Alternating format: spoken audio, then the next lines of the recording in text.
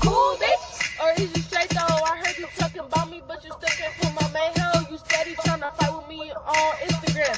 But I see you not about that life in person again. Bitch, fuck is you? Careful, yo, and please don't cross that gun line. Why does that chicken cross the walls? We eat them up like Popeyes. Don't say hi, get cross-eyed. Walk faces hard to far side. Came all the way here from the far side, and a car so deep the left side.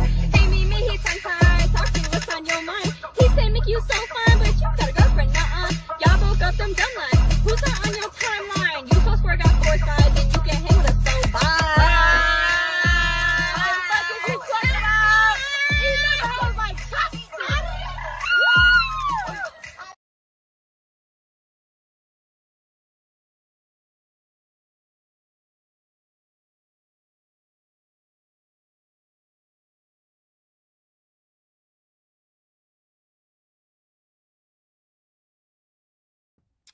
What's happening? What up? What to do? That's for sure. But everybody in my city say, what up, dog? What up? What up, dog? What up? What up, dog? What's going on, y'all? What is going on? What is going on with you? With you. Oh, hold on, y'all.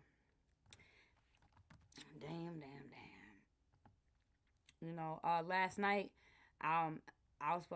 your girl got a migraine, and you know I don't get sick, but when I get a migraine, yeah, it's I'd rather be sick. I would just say that. Headaches and migraines are very different.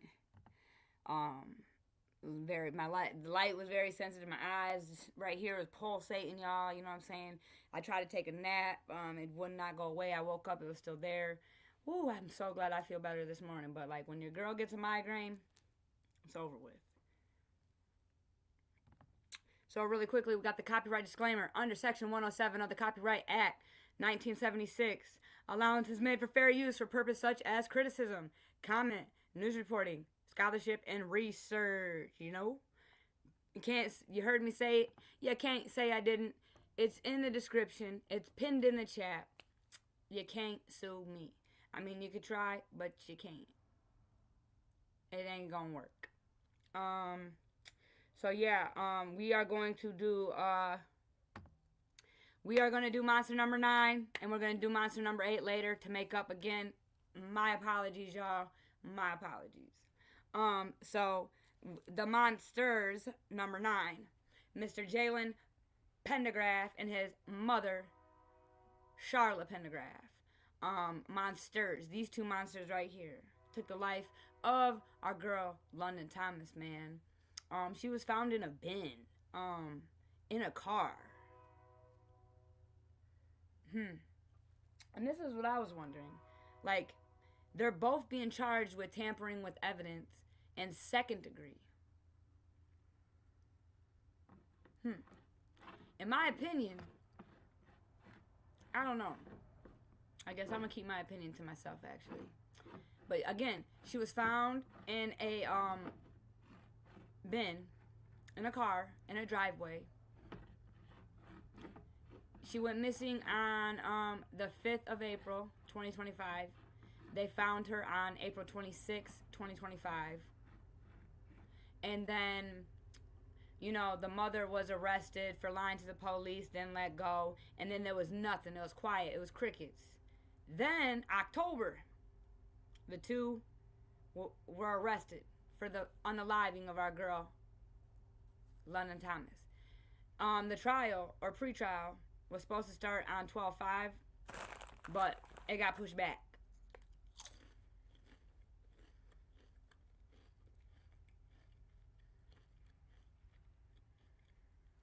She was 17 years old, y'all. She was 17. Very, very sad. So, we're going to play the clip, a couple clips, you know. R.I.P. to London Thomas. Justice for London Thomas. These monsters, you know where to go. Straight to, you know, that part. All right, let me roll the clip. Let's get the clip going.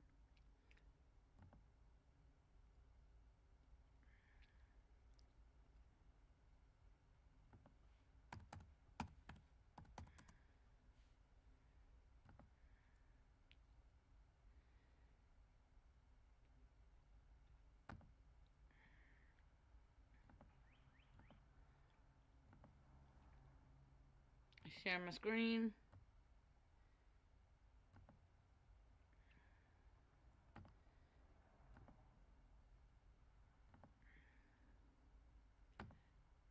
All right.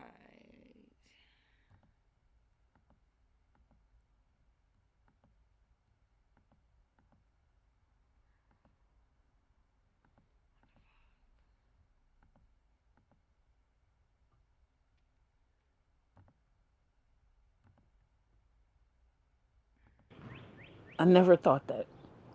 I thought my kids would be burying me.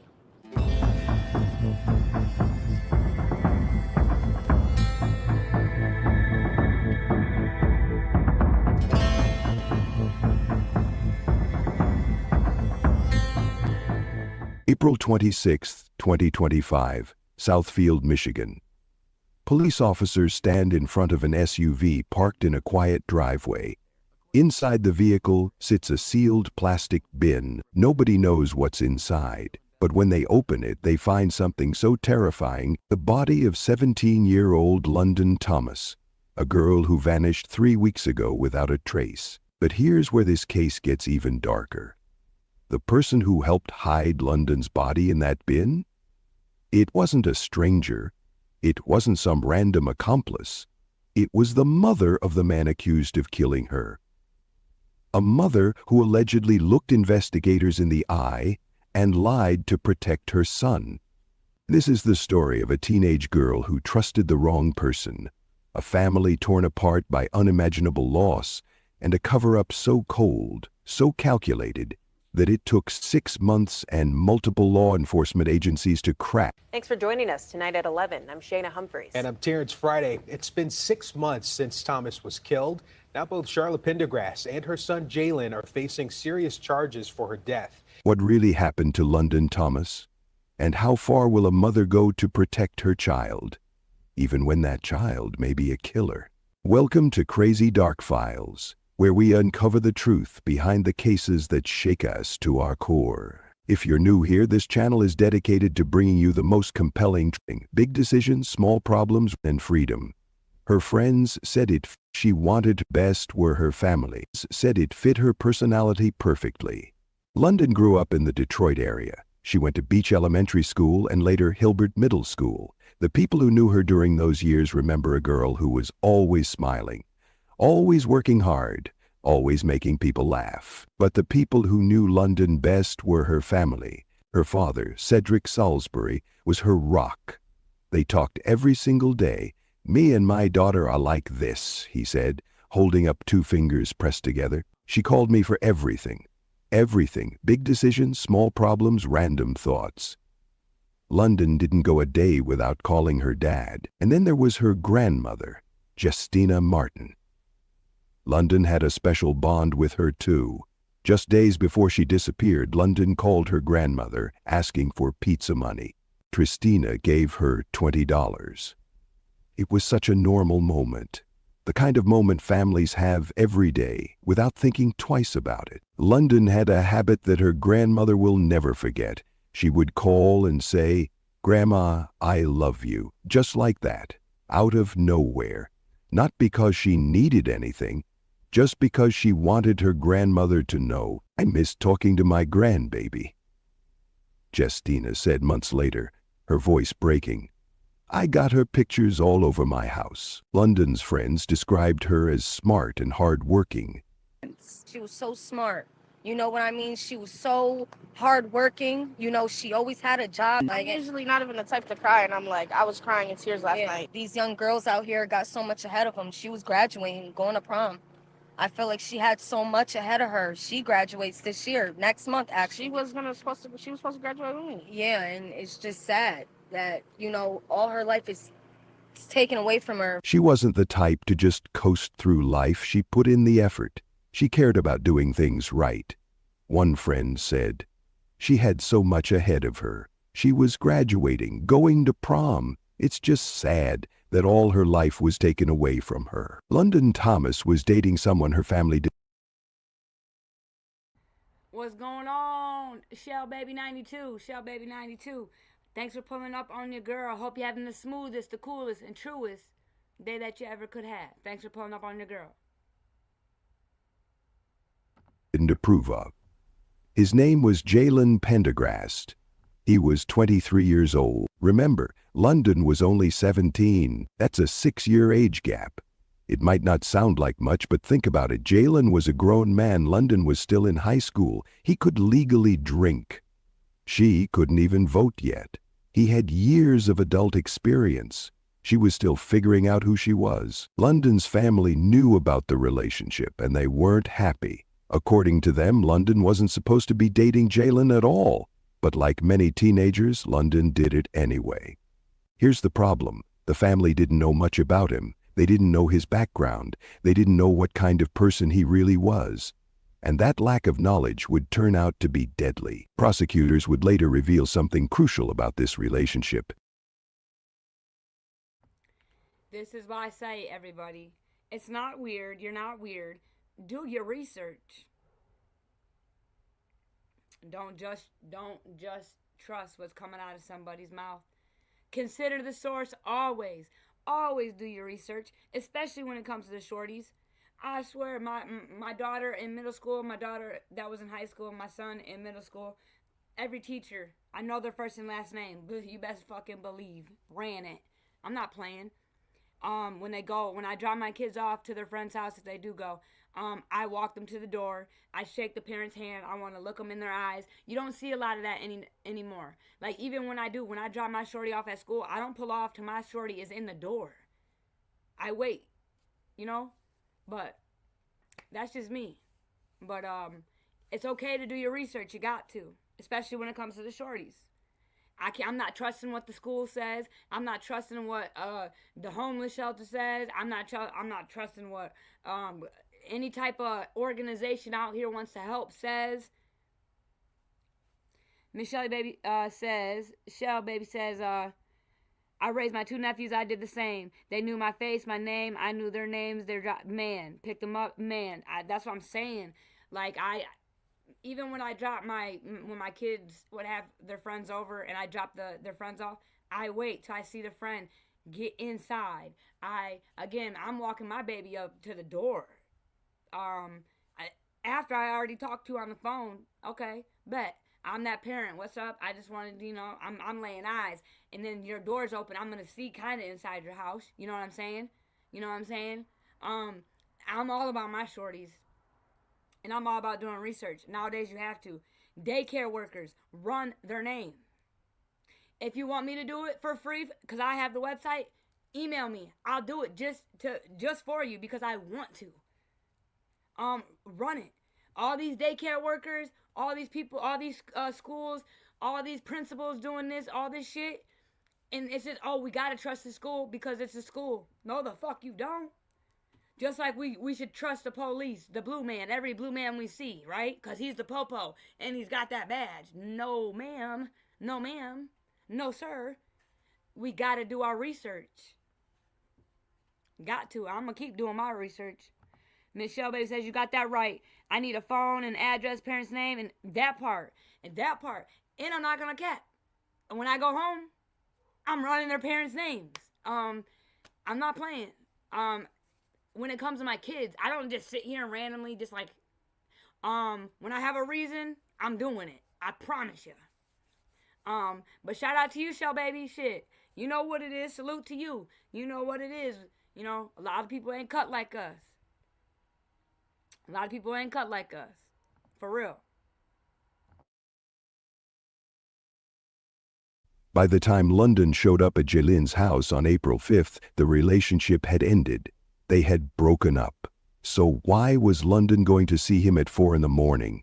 Was she trying to get closure? Was she picking up her things? Was he asking her to come over one last time? In September 2021, a woman came forward on TikTok with a shocking allegation. She said that Jalen Pendergrass had sexually assaulted her. Not once, multiple times. She called him her rapist. She said the assaults happened in an area very close to where London's phone would later ping after her disappearance. When London went missing, this same woman posted videos trying to warn people. She was terrified that the man who hurt her had now hurt someone else. She wanted people to know who Jalen really was. Now, it's important to say that these were allegations. Jalen was never convicted of those crimes. But the woman's fear was real. Her warning was real, and it raises a terrifying question. Was there a pattern here? Was London just the latest young woman to trust Jalen Pendergrass? And if the relationship had ended, what happened when London showed up that morning to face him one last time? Because here's what we know about dangerous relationships. The most dangerous time for a victim is when they try to leave, when they try to end it, when they try to take back control. London Thomas walked into that house at 4 a.m. on April 5th, 2025. She would never walk out. It was early, really early. 4 o'clock in the morning on April 5th, 2025, London Thomas asked her sister for a favor. She needed a ride to Jalen's place. Her sister agreed. She drove London to the 27,260 block of Carlisle Street in Inkster, Michigan. It was a residential area, quiet, the kind of neighborhood where people mind their own business. London was wearing pink Croc shoes, black leggings, and a dark-colored hoodie. Casual, comfortable. She probably thought she'd be home in a few hours. Her sister dropped her off and drove away. That was the last time anyone saw London Thomas alive. Hours passed. Then a full day. London didn't come home. She didn't call. She didn't text. Nothing. Her sister knew something was wrong immediately. On April 5th, the same day she dropped London off, she reported her missing to the Inkster Police Department. The next day, April... Now, everybody heard that, right? It said the same day when she was concerned, she reported it. Shout out to you, sis. Shelly Baby says the first time me hearing that, he took advantage of the girl and he's not locked up for it. I know that was the first time I heard it too. That's why I went and checked to see how long ago this video came out, but it was 2 months ago. Interesting. I'm gonna add them to the list. I'm gonna be deep diving on him now. I want to know. And when I know, I'll be bringing awareness for everybody. But yeah, Shelly Baby, that is a very, very great point. Very, very great point. And, you know, he was 6 years older than her, you know what I'm saying? And we don't know when they started talking. We don't. But we do know he could buy liquor. He could go to the casino. He could buy squares. He could do everything but run a car, because you got to be 25 to run a car. Shorty didn't even graduate high school yet. So, in my opinion, when it comes to age, I feel like they at least, I mean, again, my first wife was 9 years older than me. I was 19. She was 27. But again, I was out of high school. I had my own trailer. I owned my own trailer. Like, I was, you know what I'm saying? I don't know. So, I mean, I know there's people out there, but there's like a time and a place. I think about it all the time, she was in third grade when I was first coming out. You know, like, I did have those thoughts, but it was like I wasn't a child when I got with her. You know, I was still a young adult. Yeah. But I had my shit together. I was graduated for sure. And you might meet someone, say I'm 33, just turned 33. I could meet somebody 45 right now, okay? That's 10 plus 2, that's 12 years difference. But I'm 33, they're 45. That is not the same as this, in my opinion. That's my opinion. It's all about maturity, y'all.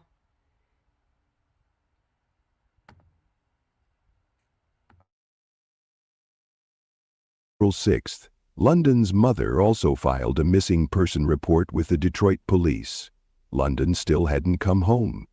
She still hadn't made contact with anyone. For a girl who called her father every single day, this was terrifying. Cedric Salisbury, London's father, was in a panic. "Me and my daughter are like this," he told reporters, pressing 2 fingers together. "She called me for everything. This is not normal behavior for her." London's grandmother, Justina Martin, felt the same dread. Just days earlier, she had talked to London. She had given her $20 for pizza. Everything seemed fine, normal. And now, silence. She would have called me or her father, Justina said.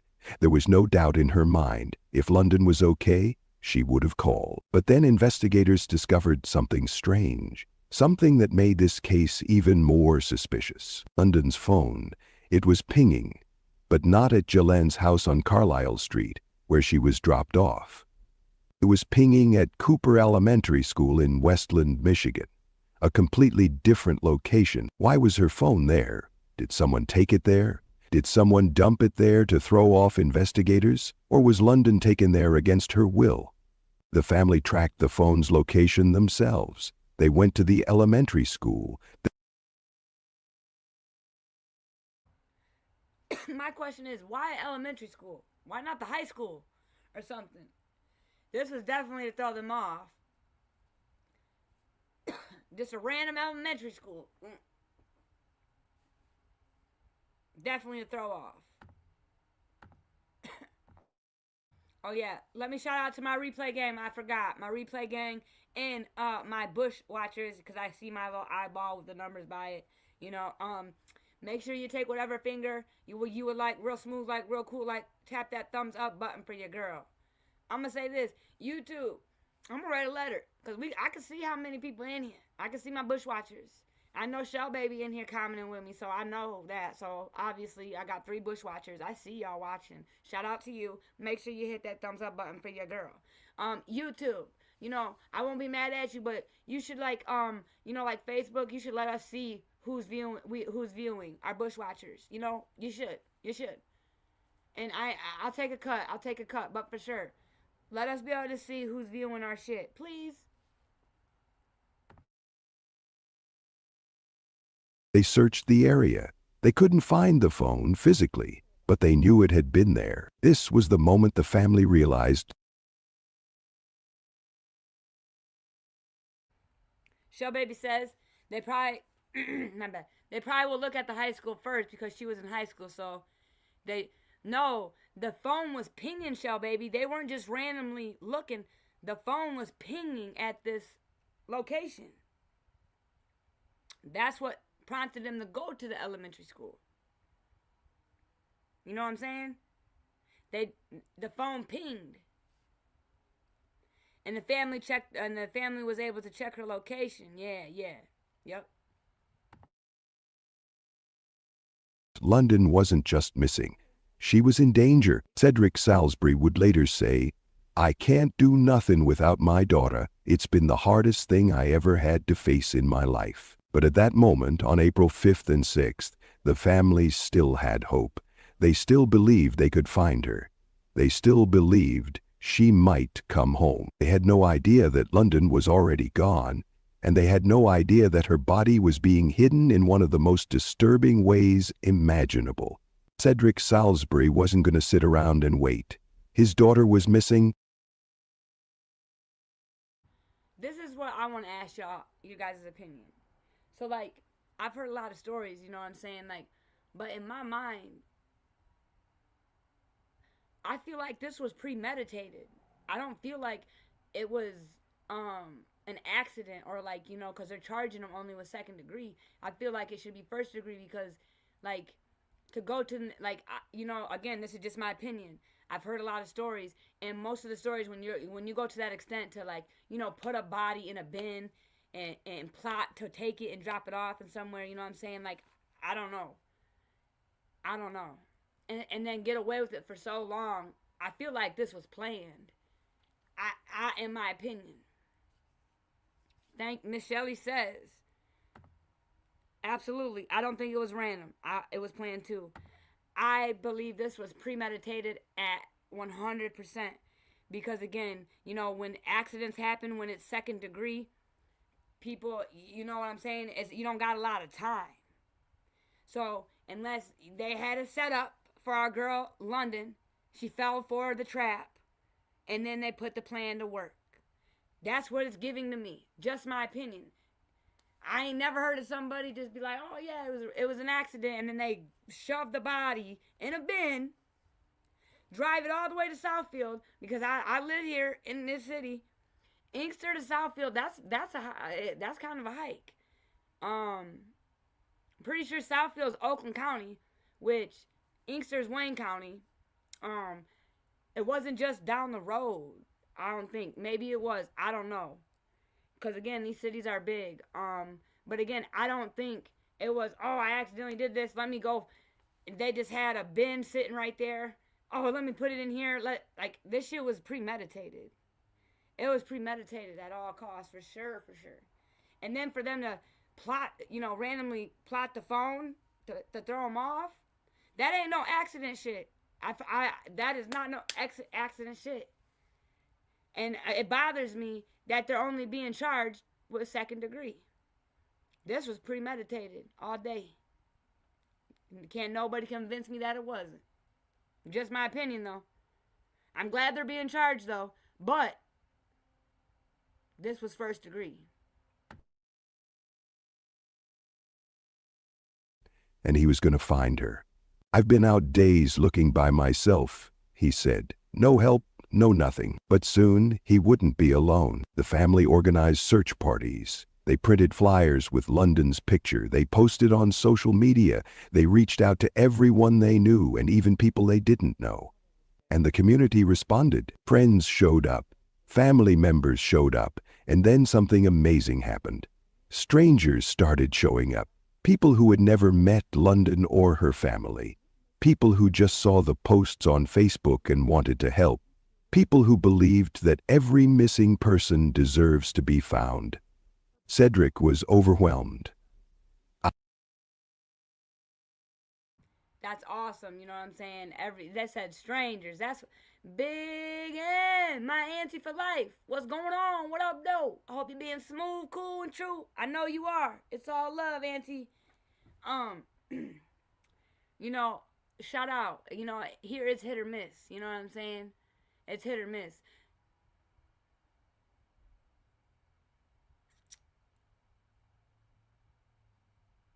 I'm glad the community, you know what I'm saying, I'm glad. And, the family, man. Family is important. Family is supposed to care. Family's supposed to cry. Family's supposed to want to look. Family's supposed to want to put up fires. Family's supposed to want to... the family was obviously they didn't have a problem with the strangers helping. Just like our girl Rebecca, the community found her, man. Her family is so grateful.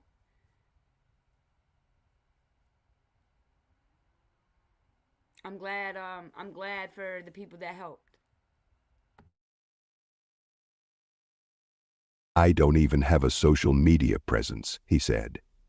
So it just took me by surprise. Everybody came together.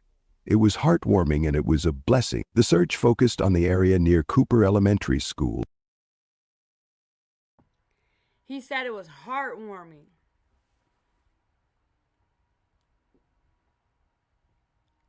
That people wanted to help.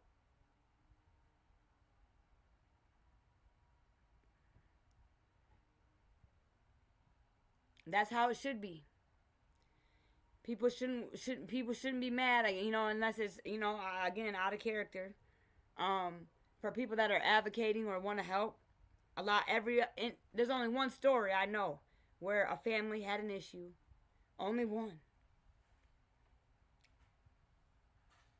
And the more, because, I've been advocating for a lot of victims.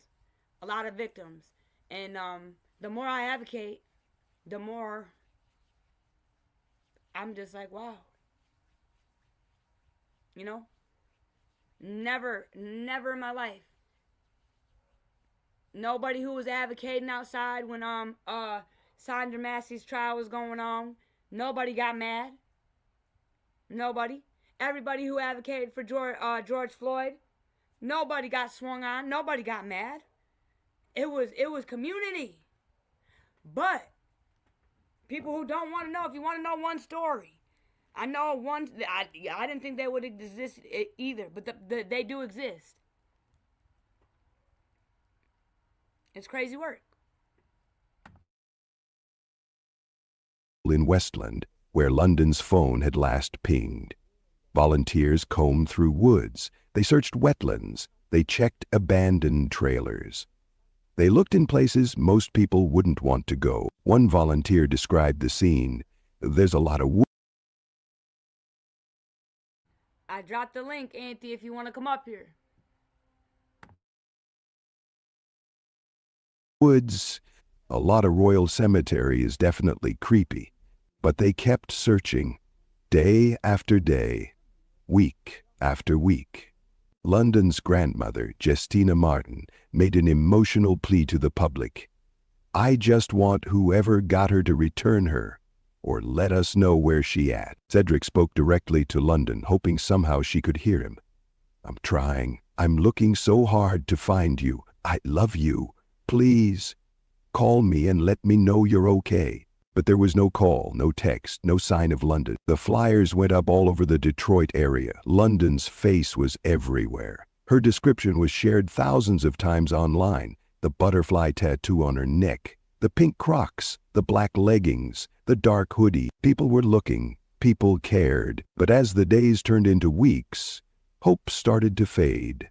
The family could feel it. That sinking feeling that maybe, just maybe, London wasn't coming home. Still, they didn't stop. They couldn't stop. Cedric said it best. We're not going to quit. The community stood with them. Vigils were held. Prayers were said. People who had never met London felt connected to her story. They felt the family's pain. And through it all, one question haunted everyone. Where is London Thomas? The answer was closer than anyone realized, and it was more horrifying than anyone could have imagined. Take a moment and imagine being in Cedric's shoes. Your daughter is missing. You're searching day after day, not knowing if she's alive or dead, not knowing if she's scared, hurt, or calling out for you. Every minute feels like an hour. Every hour feels like a lifetime. What would you do? How far would you go to find answers? If this case is hitting you the way it's hitting me, do me a favor, hit that like button right now.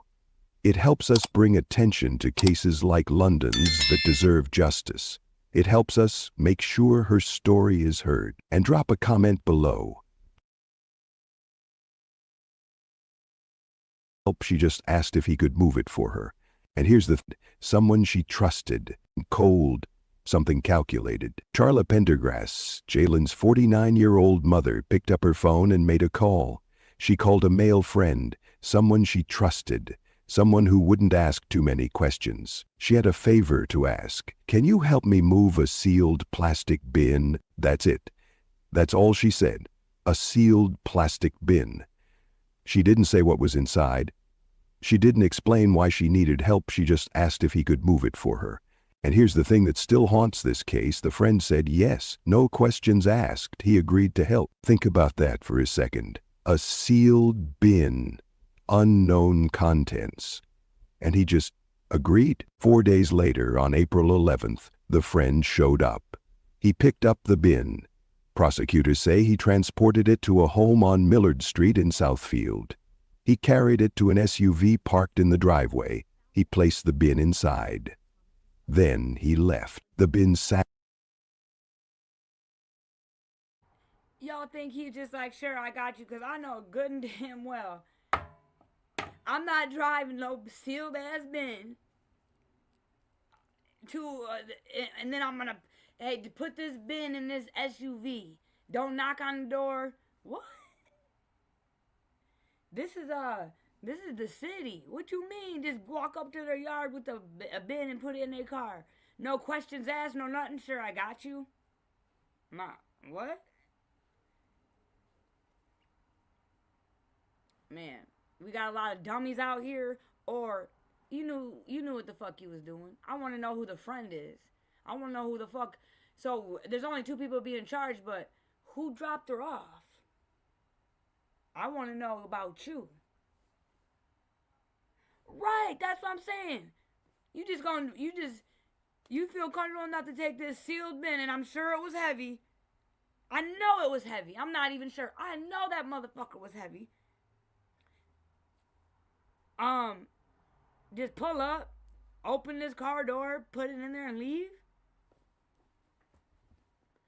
That's some fucking weird energy. That's some weird, I don't know. Maybe he knew they weren't home, but what about the neighbors, y'all? The neighbors weren't like, what the fuck? Again, I don't know, man. The shit is, I'm scratching my head like, what the fuck? Because it would never be me. Don't ask me to move shit. Again, I'm nosy. I'm asking a bunch of questions. I'm nosy motherfucker. Ask about me. Sometimes I can be too nosy. But I'm a nosy motherfucker. So don't ask me. Don't ask me to do shit for you unless you want to tell me. You gotta tell me everything. And I might just even peek in that motherfucker. I'm just saying. Why didn't you peek in it? I would have peeked in it. We gotta be more nosy. We're nosy, well, in my sense, we're nosy about the wrong shit. If I get a call, you know what I'm saying? You gotta be nosy about that shit. People be nosy about the wrong shit. Oh, so-and-so did it with who and who last night. Yo, go research all that shit. I don't know. Just my opinion. Weird. My auntie Big M says that's crazy. It sure is crazy. Crazy with the clue at that part. Crazy. I mean, crazy with a K. I'm sorry, y'all. Crazy. And Miss Shelley says, me too. I would have said this is heavy. What's in here? Right. And then if they were acting weird, I said bet. You know what I'm saying? Even if it was like whatever. If I was a move or whatever, I'm peeking. I'm fucking nosy, y'all. I'm fucking nosy. Rosie. You know, call me nosy, Rosie, whatever. I'm nosy. Oh yeah, I'm nosy. I would have looked inside. Oh hell yeah. I'm a nosy motherfucker. And you know, I'm assuming this dude had to be about 6'8", bulk, because again, I'm no medical examiner, I'm no law student, I'm no detective, but I do know it's called dead weight. Dead weight.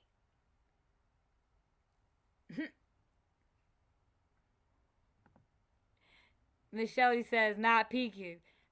I think you're peeking, Shelly, baby. I think you're peeking. How she gonna get that motherfucker? Shelly, baby, gonna drag that motherfucker like, damn, this heavy. She gonna get it. Fuck this. What the fuck's in here? She peeking.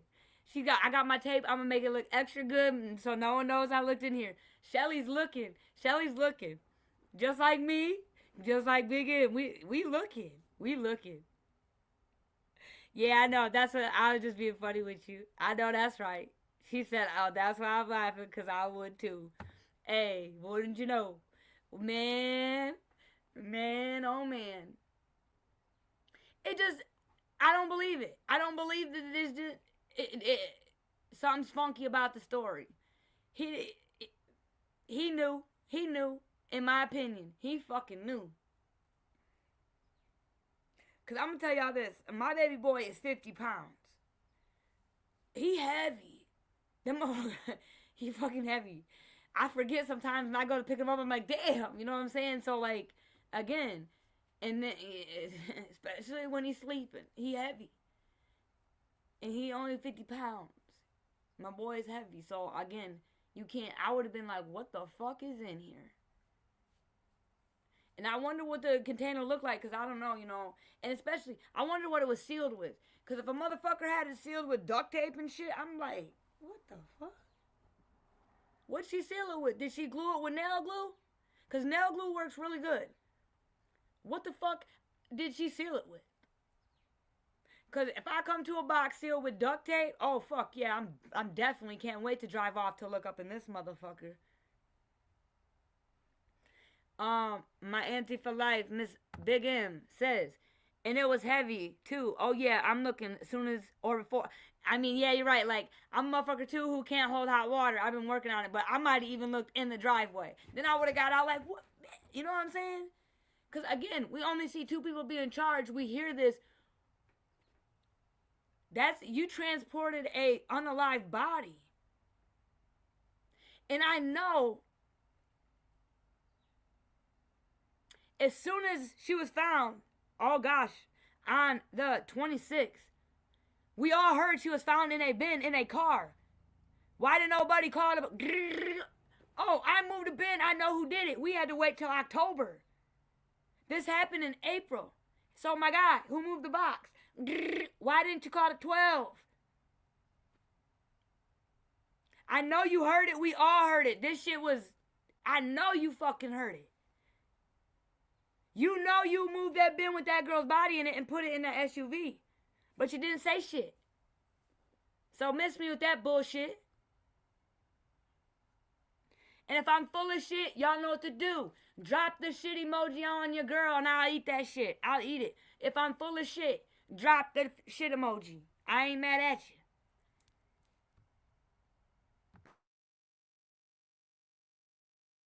There.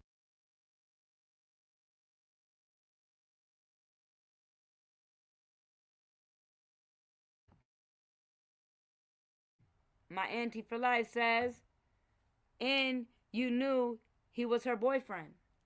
So again, the person who carried this, just maybe she paid him. I don't know.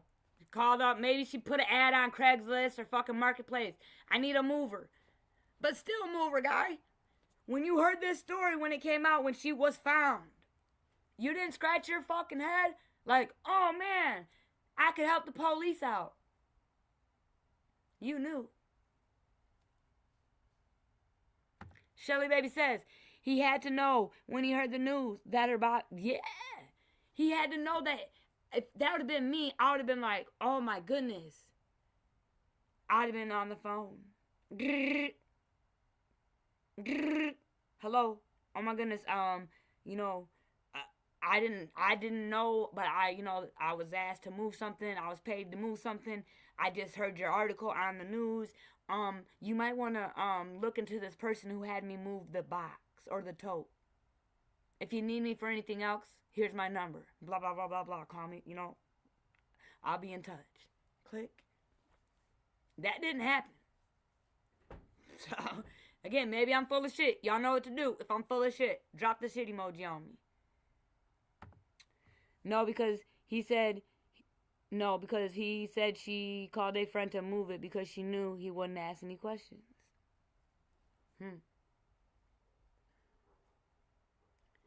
And that's cool, I'm cool with all that part too. But now I'm at to the part where that friend who doesn't want to ask any questions heard this article. I know I'm about to start asking questions now. Holy shit. And then after that, I get off the phone with the police. Why? Bitch, what the fuck did you have me move? Are you fucking crazy? I just got off the phone with the police. Oh, okay, fuck you.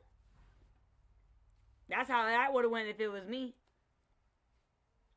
That's a good friend. I mean, no, that's not a good friend. That's not a friend. That's somebody. I don't know, but Shelly, you right. See, I don't want a friend like that. I want a friend, when I'm wrong, tell me the fuck I'm wrong. Like, if I'm right, tell me. Like, I don't want a friend that wants to move dirty and be grimy with me. Because I don't move grimy or dirty.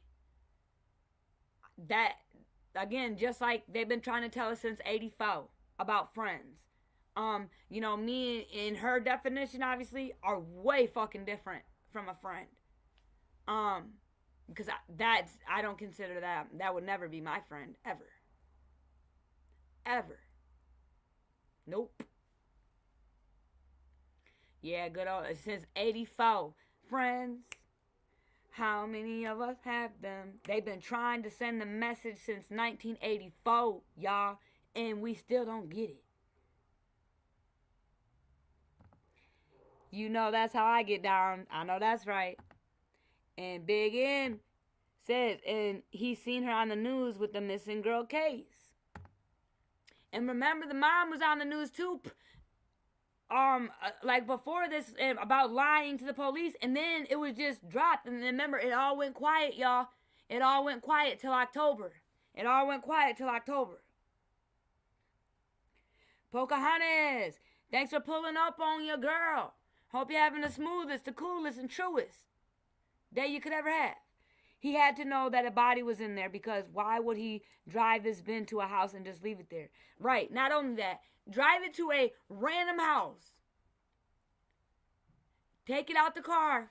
Struggling. I know. I don't care how big he is. Struggling like a motherfucker.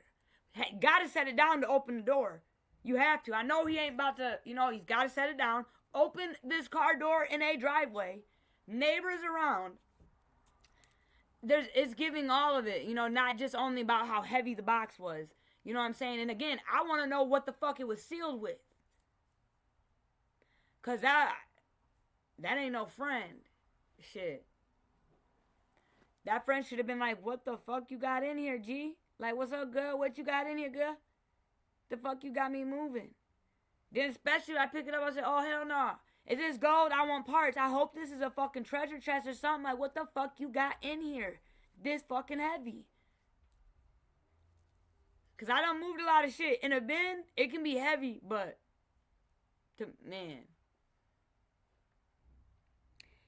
Man.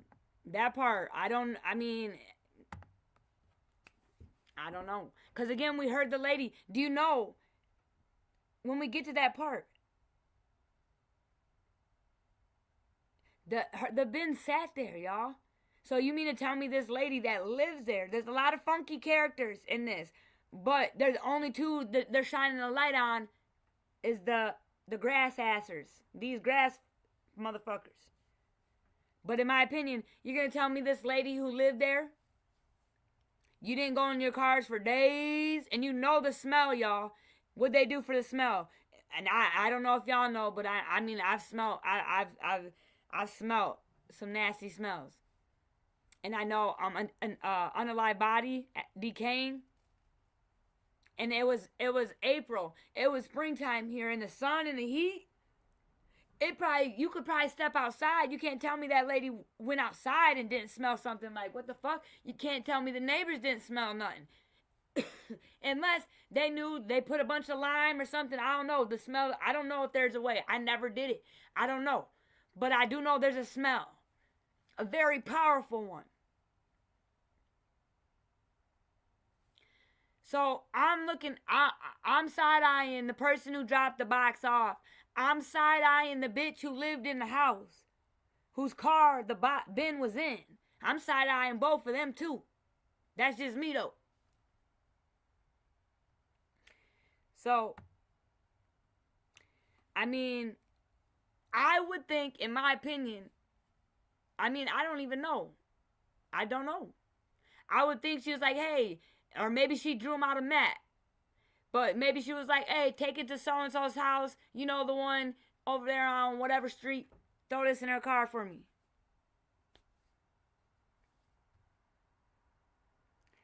Hey, the smell is very powerful and distinctive. Y'all remember John Wayne Gacy? Yeah, the smell it's horrible. It's horrible. It's a smell you will never forget if you ever smelt it. I promise you, you will never forget it. You'll never forget it.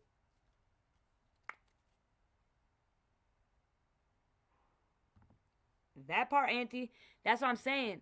I'm side-eyeing whoever's house and the guy who dropped it off.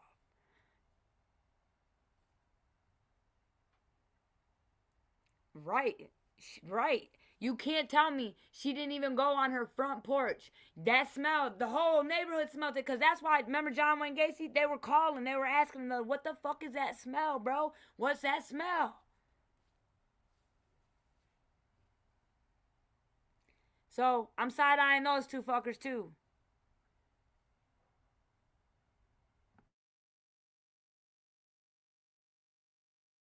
Sealed, hidden in plain sight, parked in a driveway like it was nothing, like it was just another piece of junk someone was storing in their car. But inside that bin was London Thomas, a 17-year-old girl who had been missing for 6 days. A girl whose father was walking through woods calling her name. A girl whose grandmother was praying for a miracle. And while the family searched, that bin just sat there, day after day, week after week. Meanwhile, law enforcement was starting to close in. The FBI got involved. This wasn't just a local missing person case anymore. Hold on, the FBI got involved, y'all.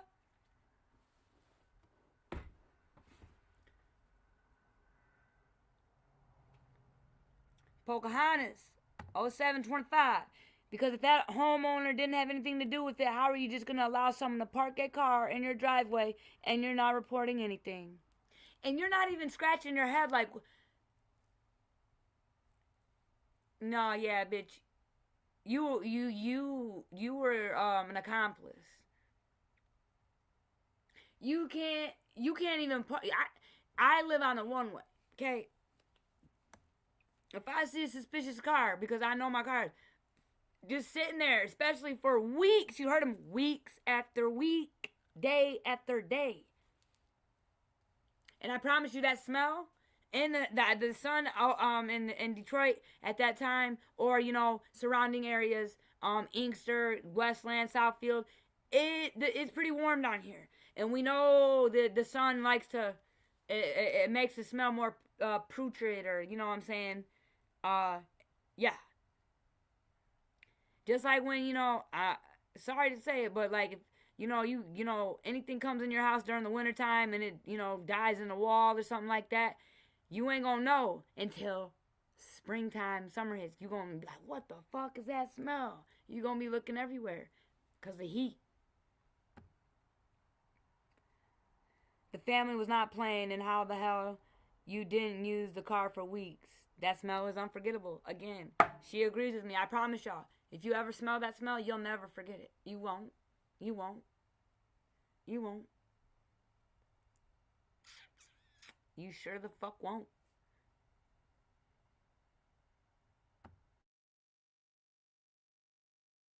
Multiple agencies were working together now. Inkster Police, Detroit Police, the FBI, Michigan State Police. They were all coordinating, sharing information, building a case, and their focus. Sorry, guys, I have to say, how do they determine, is it the family? Like, when does the FBI get involved? Because, again, there's a doctor, a lawyer, and a therapist, 3 in Detroit, just got popped big on child porn. It's straight at the Fed. It's straight at the Fed building. Straight federal case. I didn't know the Fed stepped in till just now for London. Okay? What makes the Fed step in? Because I know a case that needs the Feds really fucking bad.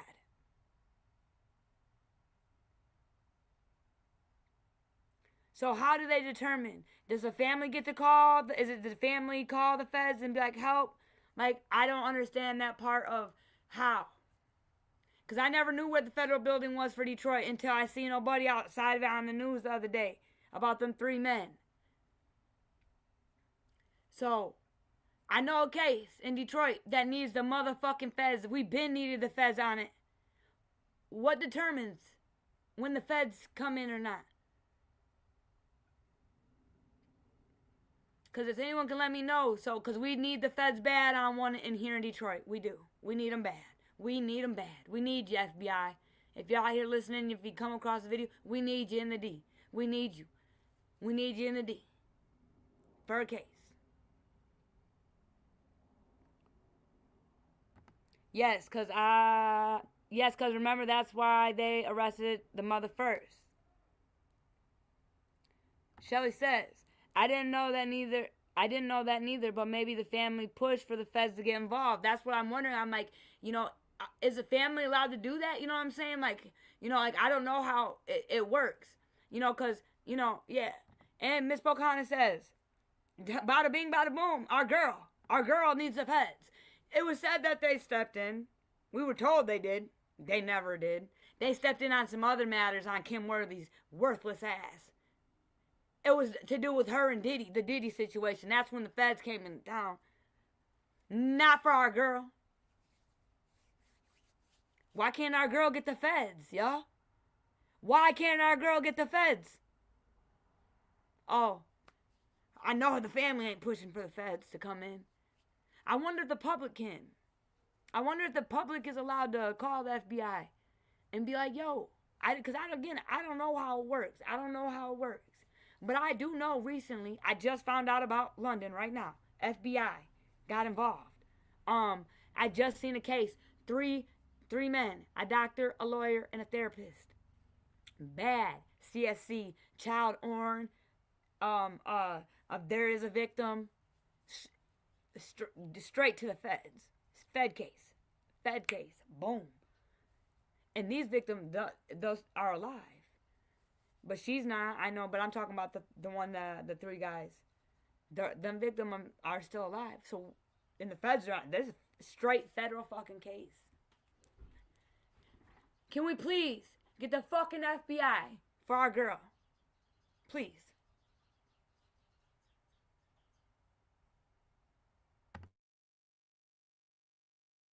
Kept coming back to one person, Jalen Pendergrass, the boyfriend. The last person to see London alive.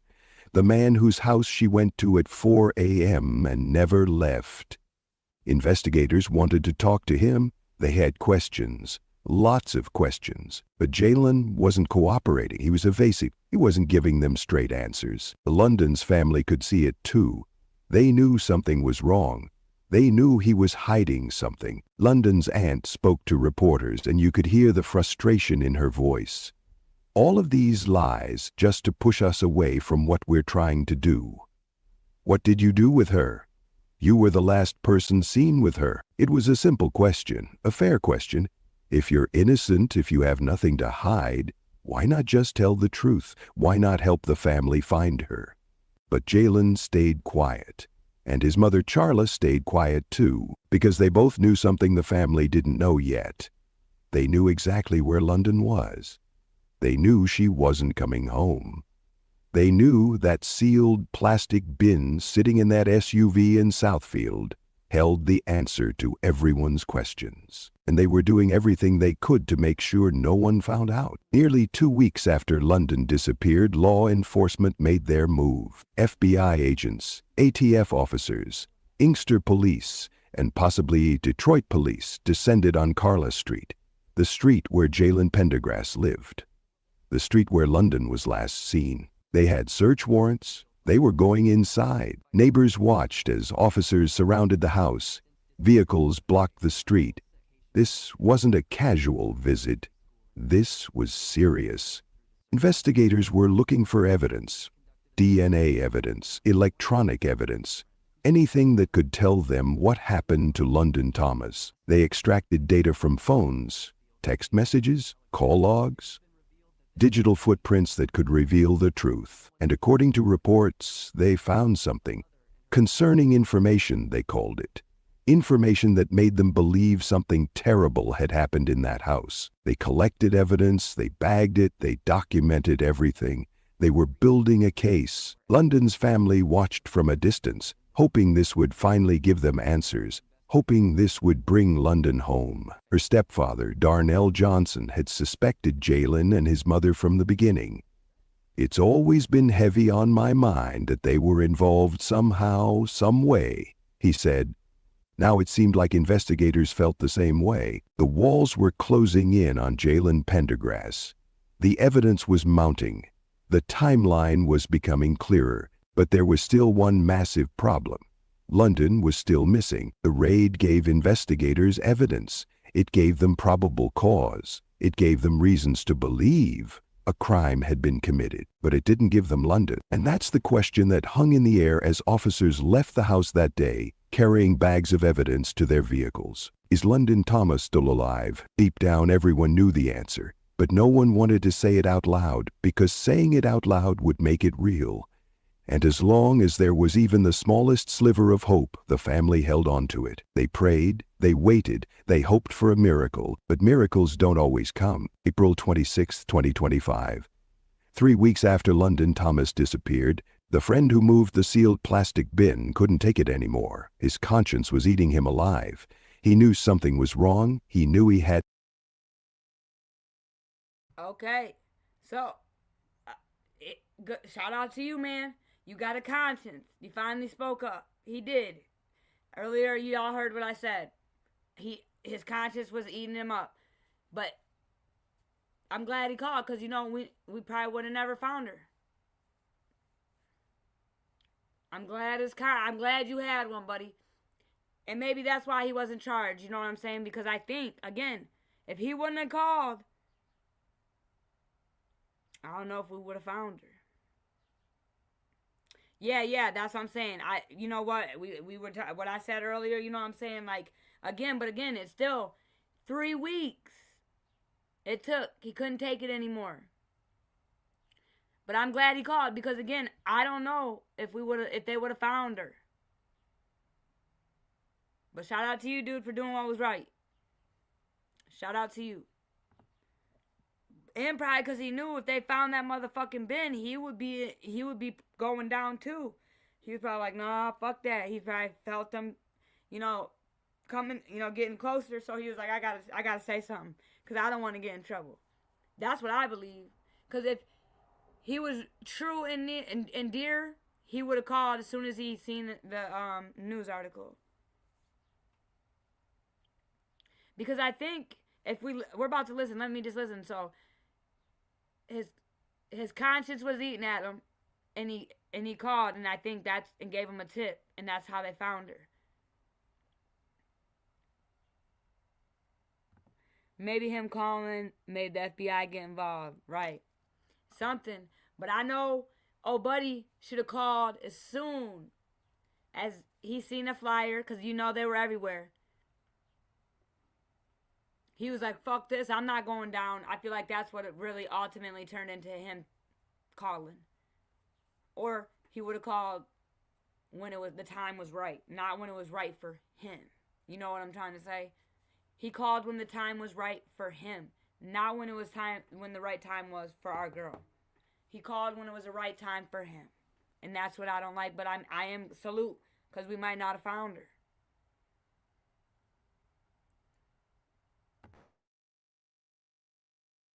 To speak up. He contacted Inkster police. He told them everything. About the phone call from Charla Pendergrass. About the sealed bin. About transporting it to Millard Street in Southfield. About placing it in the SUV. Investigators didn't waste a second. Police, FBI agents, and Michigan State Police rushed to the Southfield address.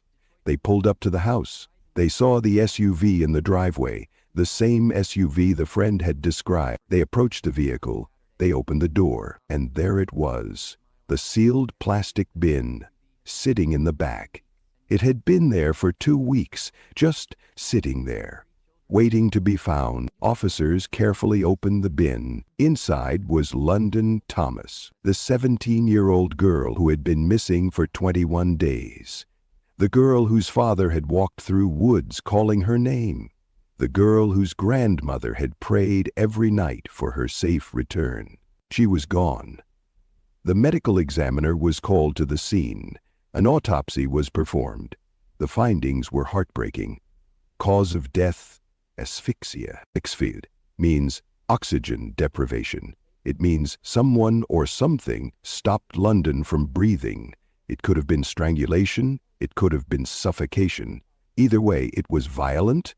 It was intentional.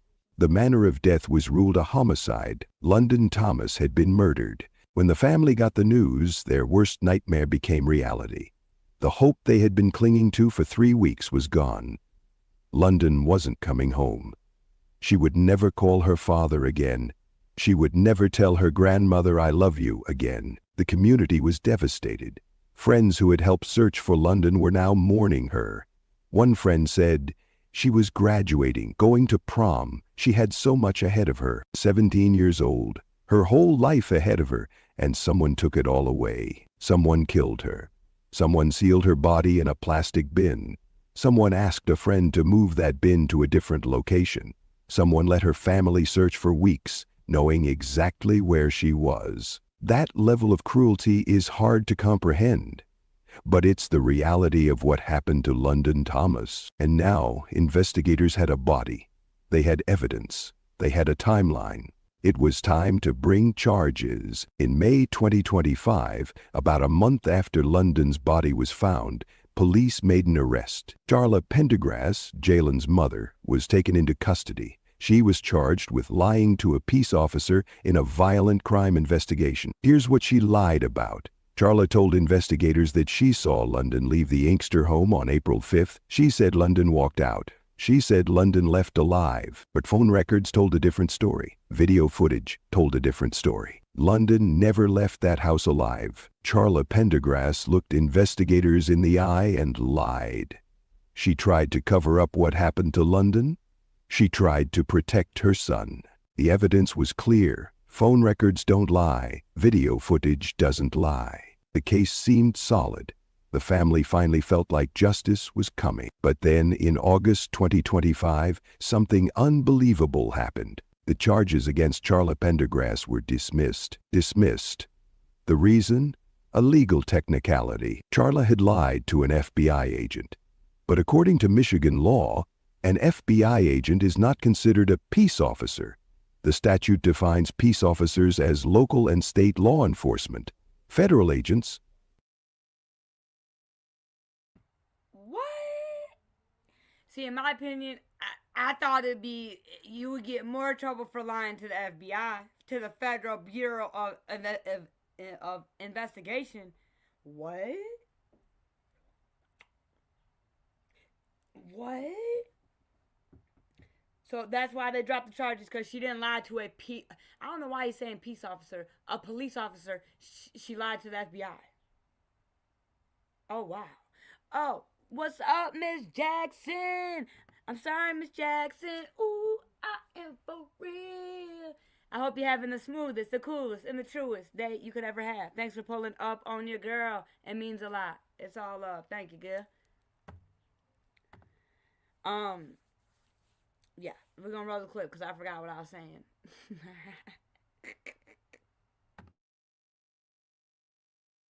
Don't fit that definition. So even though Charla clearly lied, even though the evidence proved she lied, the charge couldn't move forward. The case was thrown out.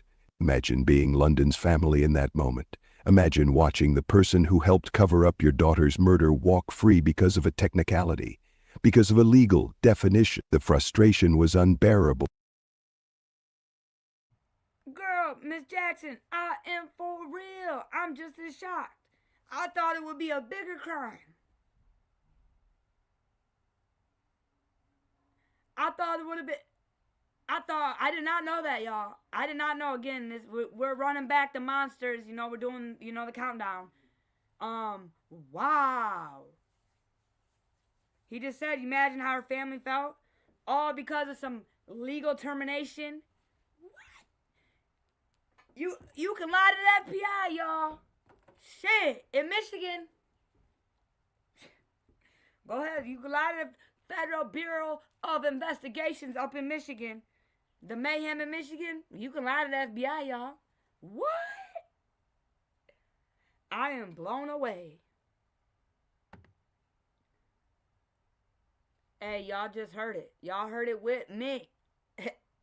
What? I don't know about any other state, but in good old mayhem in Michigan, you can lie to the FBI. You can lie to them. Even if it has to do with somebody being unalived, missing, you can lie to them. Wow. Only because that part. What? I thought the FBI was above the po-po. What? What about the people in the house where the body was fine?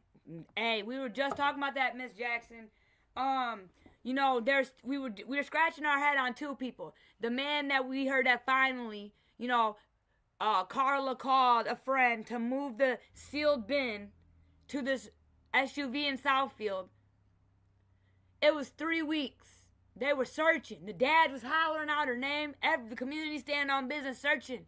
That friend finally calls because his conscience is eating at him and tells them 3 weeks later.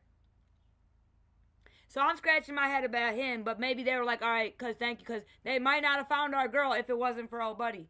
It might have took long enough. And then, yes, this lady, we were talking about it. You couldn't smell that shit 3 weeks in the sun? You couldn't smell that shit? You can't convince me. The smell is undeniable. It's very, very, very strong. Miss me with that bullshit. I'm right there with you, Miss Jackson. I feel like there's more people involved other than them. Especially again the guy who called. Shout out to him. I'm glad you called, but you could have called way fucking sooner. You had this father out here screaming her name for 3 weeks. You had you know what I'm saying. But at least you called. At least you called.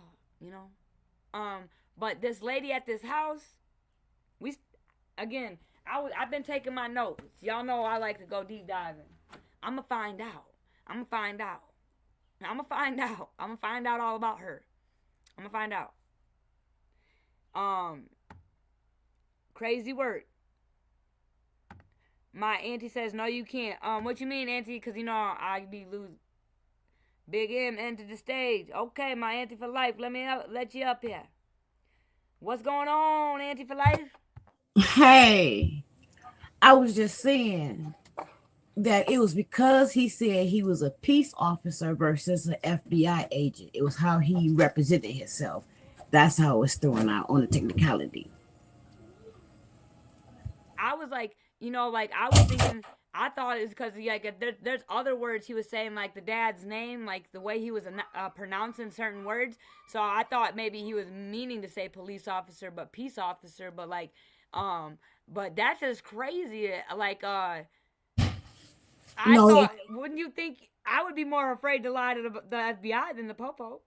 Yeah, but he didn't say FBI. He said a peace officer. That's crazy. That's crazy. That's fucking crazy, y'all. And then so you guys heard it in August. It took a turn. The charges were dropped, and then we didn't get anything. So September, October, at the end of October. And then they were supposed to go to trial. The trial was supposed to start on the 5th. Excuse me. I was going to go, but it got pushed back. Trial got pushed back.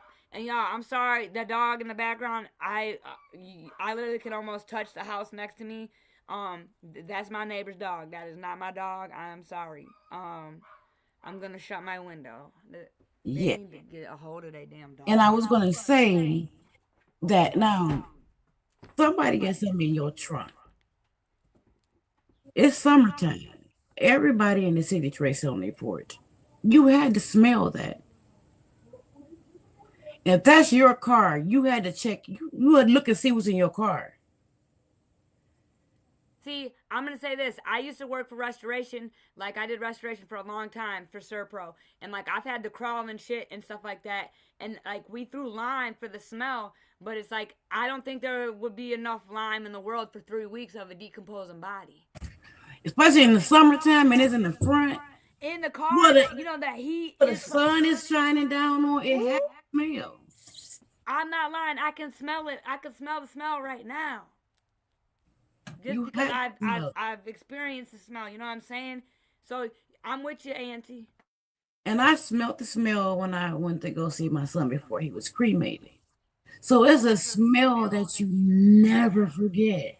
Man, when my first wife was in the casket, she was embalmed, and the chemical smell, I'll never forget that smell. So I don't know when it comes to cremating if they, embalm still, but they don't. They don't normally let you see it. No, I'm saying the embalm, embalming. Before they cremate, they don't let you see before they cremate. Right, I don't think we knew the owner, funeral home director, before he was cremated. He let me come and see him before he went in the cremation thing. Oh, okay, yeah. So it was he was unfroze, so the smell, you could smell it. It's it was in my nose for months. Oh, I bet you could smell it right now, just because we're talking about it. Smell it, and it's a smell you never ever forget. Yeah, and I'm gonna say this, y'all. It was a couple years ago. May he rest in peace. But it was a woman. I was with her, and we were at my mom's house going down the river trip. We got a call. Her dad was babysitting the shorty. He was 5. He was found outside crying, and her father had passed away. and it was determined Kyler, the little boy, he was there all night. He was asleep. And he had dropped dead. Doing dishes at 11 o'clock at night, and the baby boy woke up. You could see he squirted the squirt gun. He was trying to wake his grandpa up. He was scared, like in a sense, like what's going on. You could see this. It was fucked up. But I'm gonna say this: it had only been that amount of time, and when me and her got there, she was down hugging because I was her daddy and stuff. I could smell him. I could smell it. It was, it was already starting to smell, and it had only been not even a full 24 hours. And even she said it, when she said, she was on her knees hugging her daddy down there. She was talking about the smell. She was like, it smelled horrible. So, that was only night, again, no sun, no heat, let's see, Miss Jackson said, Drew Peterson brother said he helped him remove a barrel when his wife went missing. The police didn't take him serious because he was in a... That's crazy. Man, that's crazy. Yeah, that's crazy. And it's about that time, what he did to his wife and his baby boy. It was Christmas Eve, I think. He did that foul ass shit. Fuck him. Yeah, that was sad. So sad, man. So sad. Why on Christmas Eve and shit, and the baby, man, your baby boy, like, ugh. That's another monster. Who let someone car be parked in their driveway for weeks and not report it? I know that's fucking right. Or again, I'm nosy. I'm nosy. You park your shit over here. I'm seeing if it's unlocked. I'm gonna see what the fuck you got in here. You know what I'm saying? What you got up in this bitch? Since you think you can leave it on my property, we cool. Let me see what the fuck you got up in here. I might need shit. That's just me. You don't have to look. The smell will ill you. That part. I'm telling you. I can't imagine when as soon as they open the door, they probably again. They no. I can't. Okay, wait. I'm not for sure. Whose was it?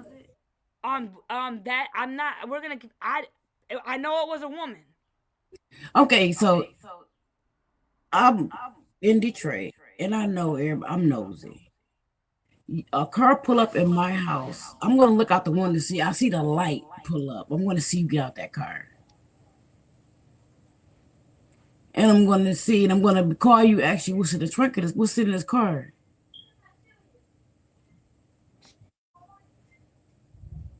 You muted. I can't see you. You muted. Me, I'm coming outside like, who the fuck are you? What you doing? You know what I'm saying? We both live in the city, so you know what I'm saying? I'm like, who the fuck are you? What's up? Especially unless I'm asleep and didn't see it. But then if I wake up and see this car, oh yeah, you already know in Detroit, we going to investigate. You a single black mama? Huh? You a single black mother? Well, you a single black mother, and you don't know whose car it is in your driveway? For weeks. 3 weeks. You got kids. They played outside. Yeah. And again, it doesn't smell like, you guys know, shit or anything like that. It's not like a shit smell. It's a no. It's a smell I can't even describe. I can't even try to even describe it. It just is diabolical. It's unforgettable. I just know it's an unforgettable smell. That's all I can tell you. But it doesn't smell like shit. Miss Jackson says, I laid my head on my best friend's hands, JJ. Every funeral I've been to since then, I can smell the same smell when I hit the door. I always pass out. It could be my mental, though. I feel you. I remember, I got to spend some time with my my first wife, and I was holding her hand. I actually held it so long, a couple other people came, and her hand was starting to warm back up, because that's how long I held it. And that smell, you ain't lying. That I could smell it right now. That it's a crazy smell.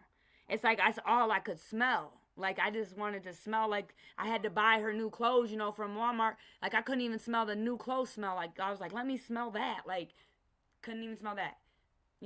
So yeah, it's and I haven't been to another funeral since. And that's been it'd be 10 years April 28th. She will be gone for 10 years. I ain't been to a scene. It's going to take someone real near and dear to my heart for me to go up into another funeral. I'm going to just say that. But yeah, it's crazy work. We gonna keep on running this. Yeah, I want to know who this lady is. I got her on the list. I'm gonna, you know what I'm saying? I got a lot of work to do. We got a lot of work to do, Auntie. But we gonna find out about this lady and yeah, what the fuck? The anger was overwhelming, but investigators weren't giving up. They knew Charla was involved. They knew Jalen was involved. They just needed to build a stronger case. A case that couldn't be dismissed on a technicality. So they kept working, countless hours of investigation, going through evidence, interviewing witnesses, building a timeline, connecting the dots. Wayne County Prosecutor Kim Worthy and her team were determined. The Michigan State Police were determined. The FBI was determined. Justice for London Thomas was delayed, but it wasn't denied. Not yet. October 16th.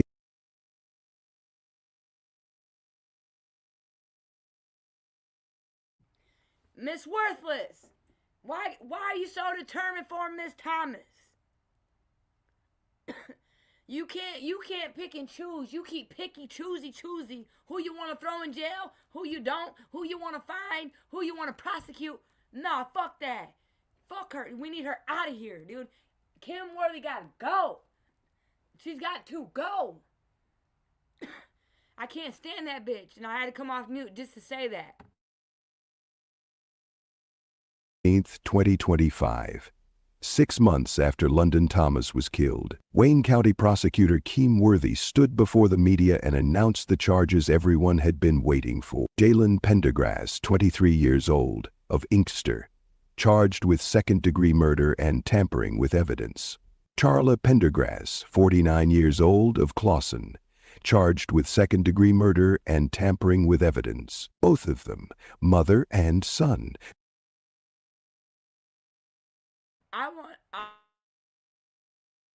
I got a question. Riddle me this. Why is she being charged with second degree? Wasn't she just an accessory, or maybe there's something we don't know? Because I found that interesting too. Because I thought she just helped her son get rid of the body. Anybody want to elaborate on that?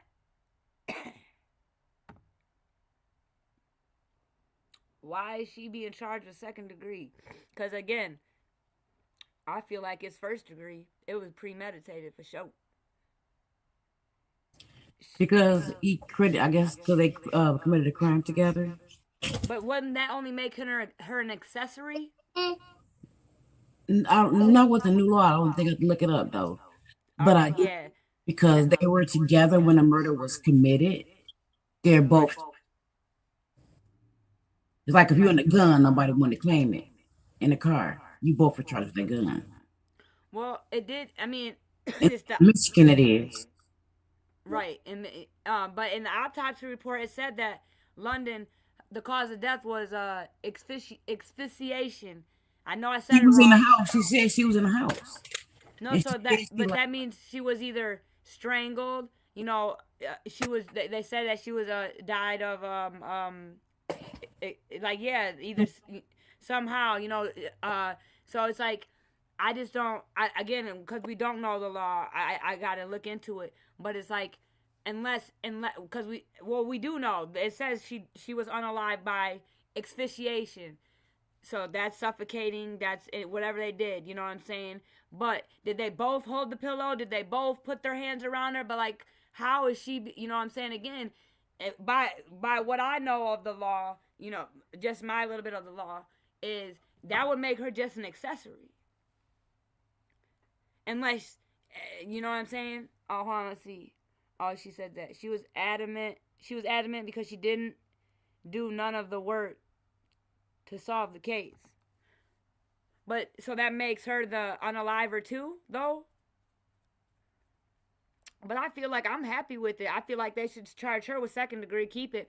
But again, I don't think I feel like this was premeditated. This was planned. They lured her over. And again, when accidents happen, I'm gonna say it again. You don't hear a lot about second degree, or they might drop it down, make a plea. But like for when an accident happens of an unaliving, they don't just have a spare tote ready and be like, all right, I'm gonna do this. Like, we've heard about people who, chop up the, when you chop up a body, that is not, that's not an accident. Like, you premeditated it. It was a plan. Because you can't tell me it was like, okay, I just accidentally unalived this person, so I want to chop it up. I don't believe that. I believe that you to do something that crazy, you plotted it. Because evil doers plot wickedness. They plotted that shit. And if I'm full of shit, you know what to do. Drop the shit emoji on your girl and I won't be mad at you. If I'm full of shit, let me know. Please do. Both accused of murdering London Thomas and covering it up. Both were taken into custody, and if convicted, both face up to life in prison. Prosecutor Worthy didn't hold back. "I am proud of the excellent work that has been done in this case," she said. "It has taken countless..." Hold the fuck on. Excellence where? Because you know what? Like I said, in my opinion, unless a buddy's conscience wanna ate at his ass, they wouldn't have found her, or it would have took even longer. Excellent what? Bitch, you didn't do shit. The father was out. The community was out looking for her. The friend called, y'all. The friend called. Because his conscience was eating at him. That's not police work, baby. Kim Worthy, shut the fuck up. Oh, she just makes me want to fucking... Ooh, bitch. That is not police work. Y'all got a tip. And in my opinion, that's the only reason our girl was found.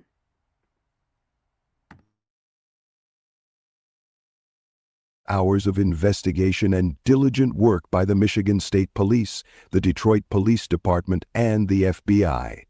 As a result of that work, we have been able to charge and bring the perpetrators of this cruel and deadly crime to justice. Cruel and deadly, that's exactly what it was. So what evidence did investigators have? What convinced prosecutors to finally bring murder charges? First, there was the friend's testimony. The man who moved the sealed plastic bin. He told police everything about Charla's phone call, about transporting the bin to Southfield, about placing it in the SUV. His testimony was crucial. Then there were the phone records. London's phone pinged in Westland, not Inkster. That proved something was very wrong. It proved London didn't just leave Jalen's house and go home. There was video evidence, footage that contradicted. She said, Shelly Baby says maybe she helped him cut up the body. That's what I'm saying. Worthless did nothing, and that's why she's adamant on them locking. Oh wait, my bad, y'all. Hold on. Adamant on them being locked up because she wanted to act like she did everything. Man, he did it, dude. The callers, man. It's just great police work, great state police work. Man, the community, the father was out here yelling his daughter's name. Oh, I can't stand Kim Worthy. Ooh. I don't know how she hasn't been sued yet. Oh, I guess she has. When she gets sued, I don't know how it goes or how it works out, but I know at least about 10 guys that got $1 million lawsuits that she locked up. Did we pay for that shit? Or did it come out of Kim Worthy's pocket? I don't think it came out of her pocket. I don't think it did. Maybe it did. But I don't think it did. Shit. That's why every fucking road out here got potholes and you hit it, motherfucking, you get a flat tire, you hit that bitch. Man, yeah, it didn't come out of your pocket, Worthy. I wonder who paid for them lawsuits. Millions. Fuck you.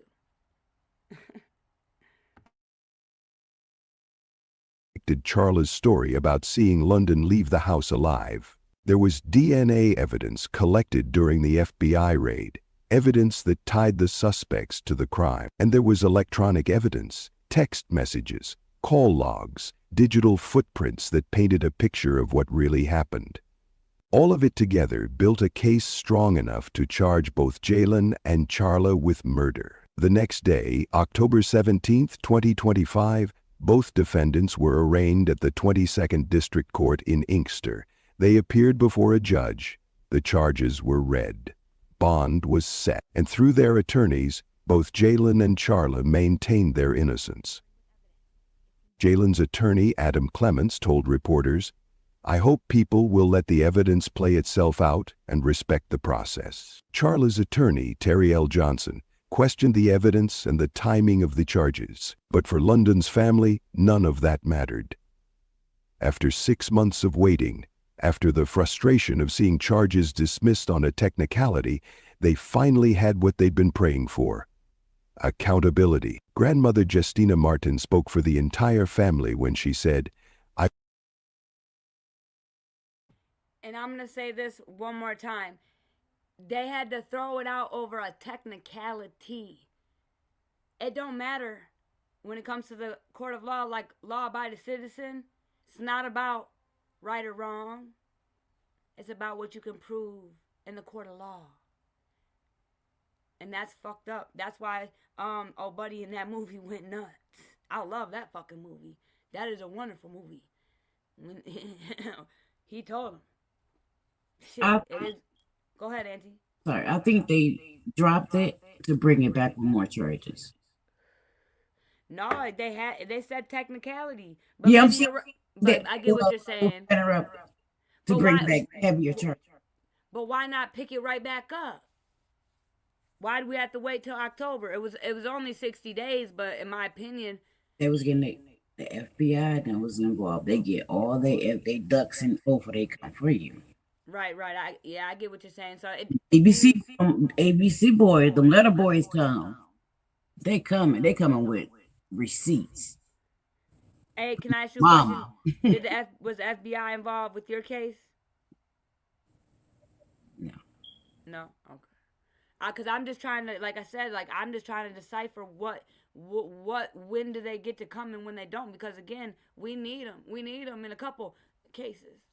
Hey, does anybody know? Well, actually, we're gonna cover it. No one's got to answer it for me. We're gonna keep on track. I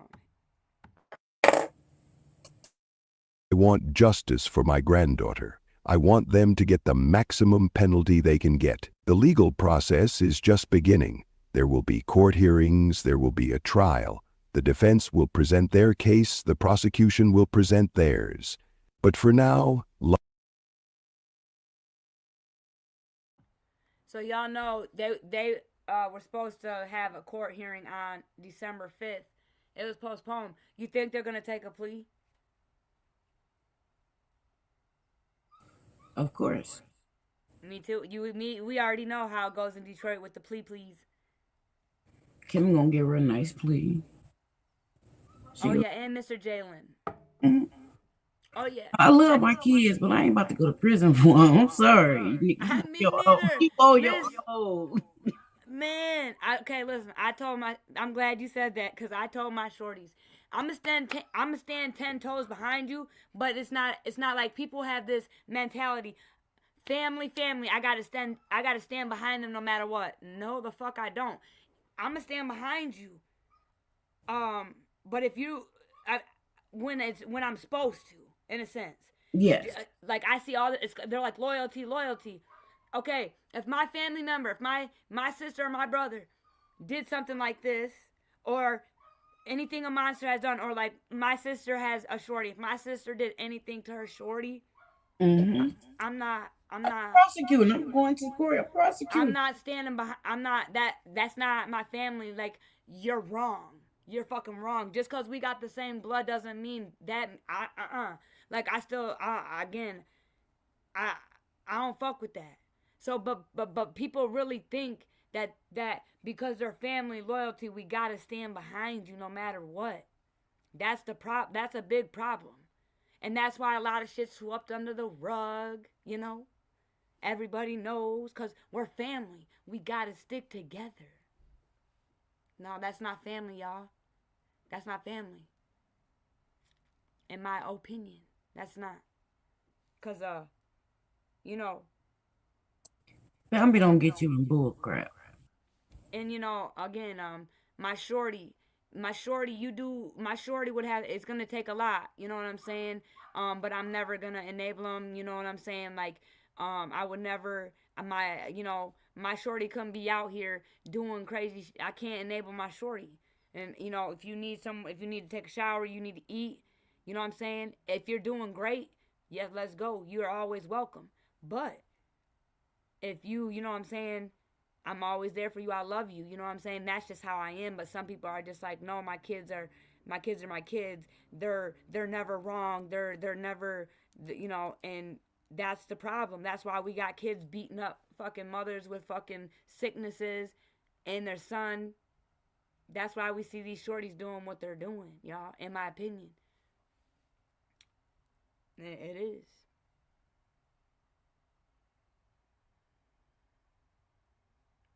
We need that village back.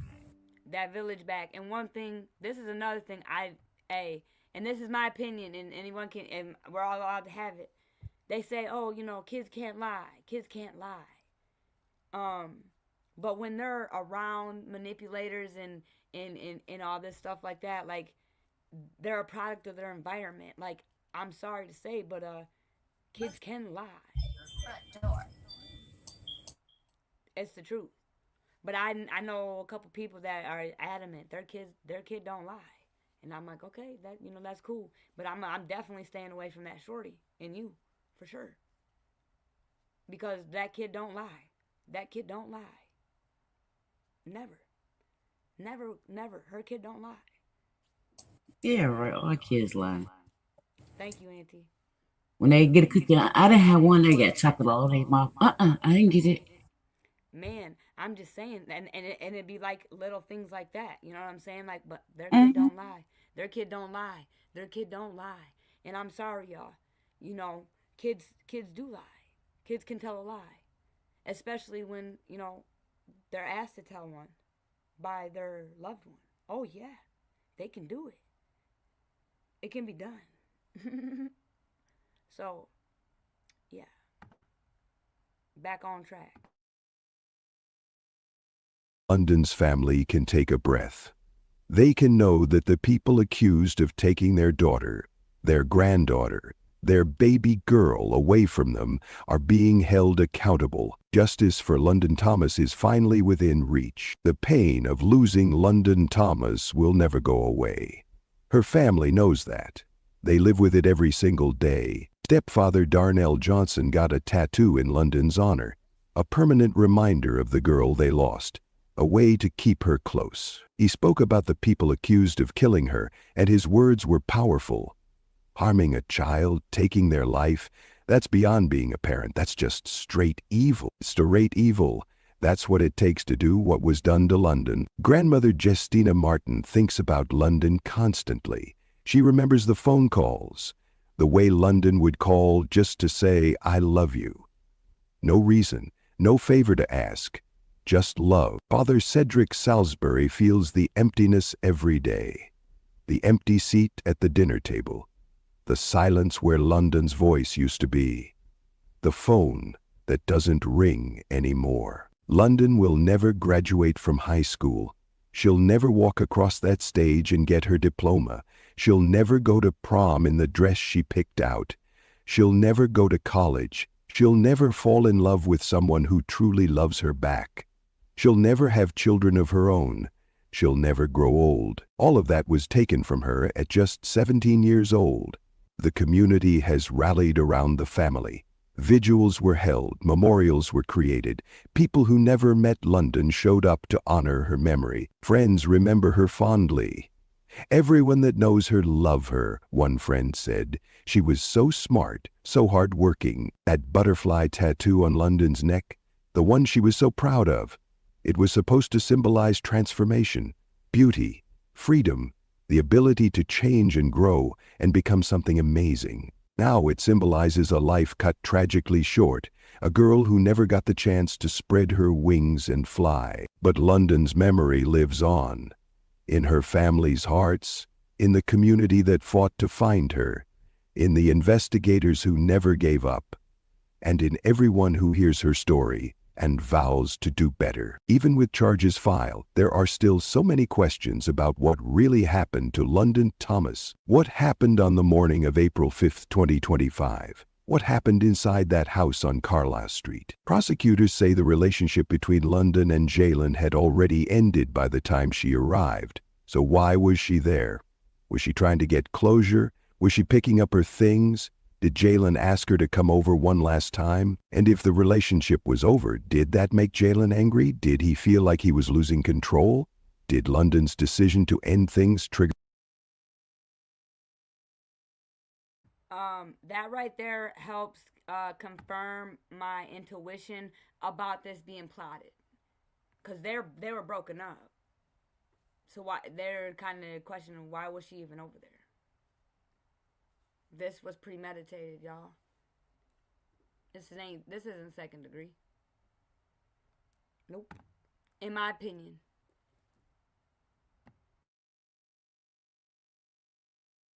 There's something violent in him? The cause of death was asphyxia.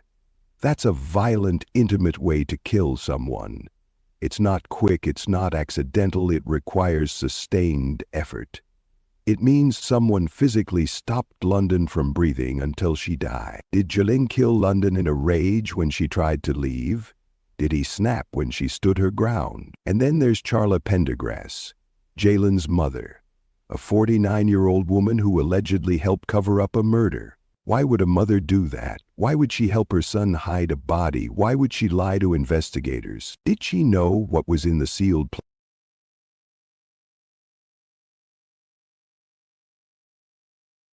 Miss Pocahontas, I wrote it down right here. I'm wondering about the sister too, because I'm like, wait a minute. The family said that they didn't even want her around him and stuff like that. So I have that. I'm gonna look into that too. And again, I heard in another video, allegedly, one of London's family members was the owner of that house where that SUV was parked.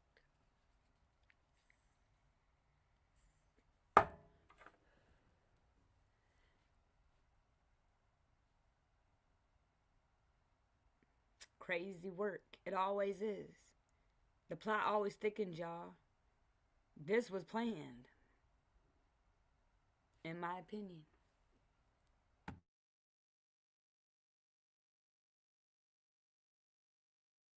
Plastic bin when she asked her friend to move it?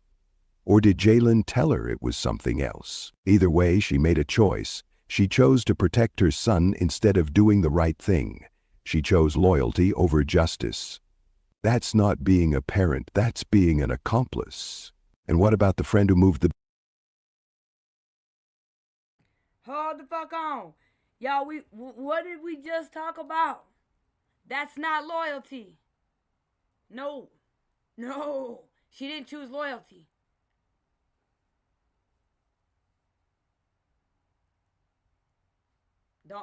No. That is not loyalty. No. Fuck That's no. stupidity. Thank you. I was looking for I'm not losing my freedom from nobody. Man, I was over here struggling with the word, and I just, went with but thank you, stupidity. That is not motherfucking loyalty. I love my freedom. I want to get up when I want to get up and eat what I want to eat and do what I want to do. Not somebody tell me my every move of my life. That part. And the things that get in there, like you're around other crazy people that should be in the loony bin, but they just send everybody to prison. People need mental help. Mental illness is real, y'all. So then you're surrounded. I don't want to be around that shit. I don't want to have to be like, man, that it takes your dignity away. You got to spread your booty cheeks and cough, and they be looking all up in your shit. Nah, I'm straight. That's, I love to be in the garden. In the first, you can't go in the garden. Right, you can't go to the garden. I live in the garden. You got me, Man, my whole life goes around the garden, okay? Love me garden. I tell my kids, I tell them all the time, don't do your stupid shit around me. Don't do it. They know. My shorties fucking know. They fucking know, dude. So we're good. You know what I'm saying? But no, siree. That's not loyalty. That's not love or loyalty. So don't let him fool y'all. My big auntie said, Big M said it right. Stu fucking pitity, evil. You're going to hell. Plain draws on. Love they self. She says, hey, just talking to my cousin about this. Yeah, crazy work. Yeah, I was supposed to break it down last night, y'all. Your girl, when I get a migraine, it's a wrap. So I had to come do it today. We got a lot of stuff to cover today. A lot going on, y'all. A lot going on. Ben. He didn't ask questions, he just did what Charla asked. Should he face charges too? Should he have known something was wrong? When do we have a responsibility to speak up? When do we have a responsibility to ask questions? Looking back, there were so many red flags in this case. As soon as you heard you should, like I said, you want to wait 3 weeks till your conscience is eating at you like a motherfucker. Nah, yes, charge him. The lady, 3 weeks. 3 weeks that been sat in your fucking SUV. Charge her too. So far, that's who I'm gonna be doing my research again, because, again, this is crazy work. Crazy work. Shout out to us, the mom, the stepdad, and Cedric, you know what I'm saying? We're praying for y'all.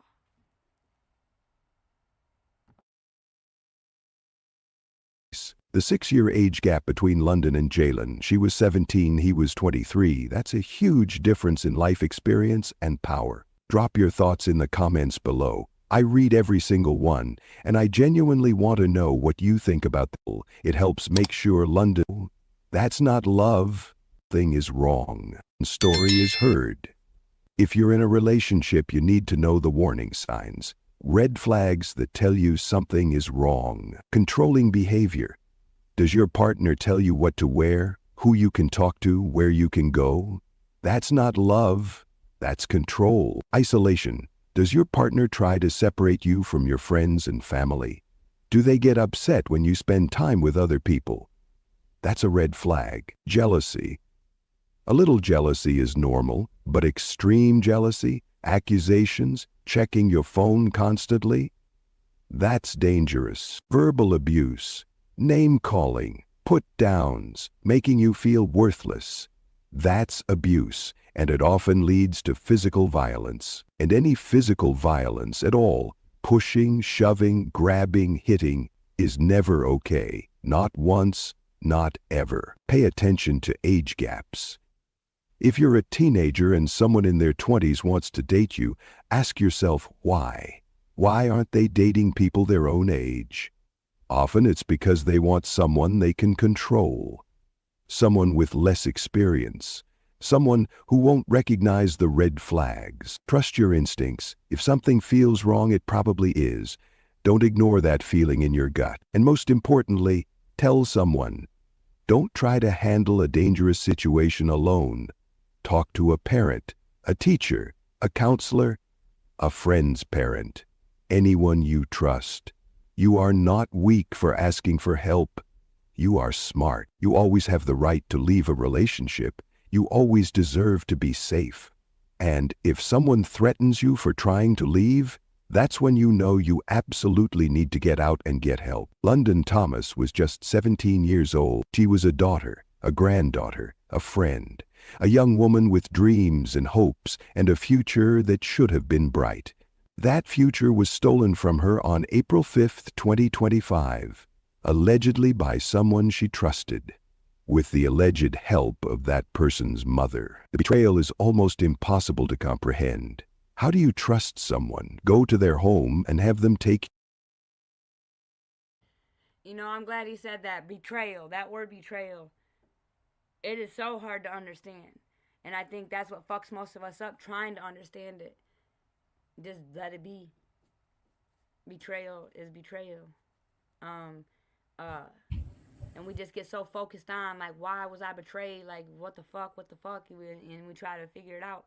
but sometimes we will not find the answer to what we're looking for.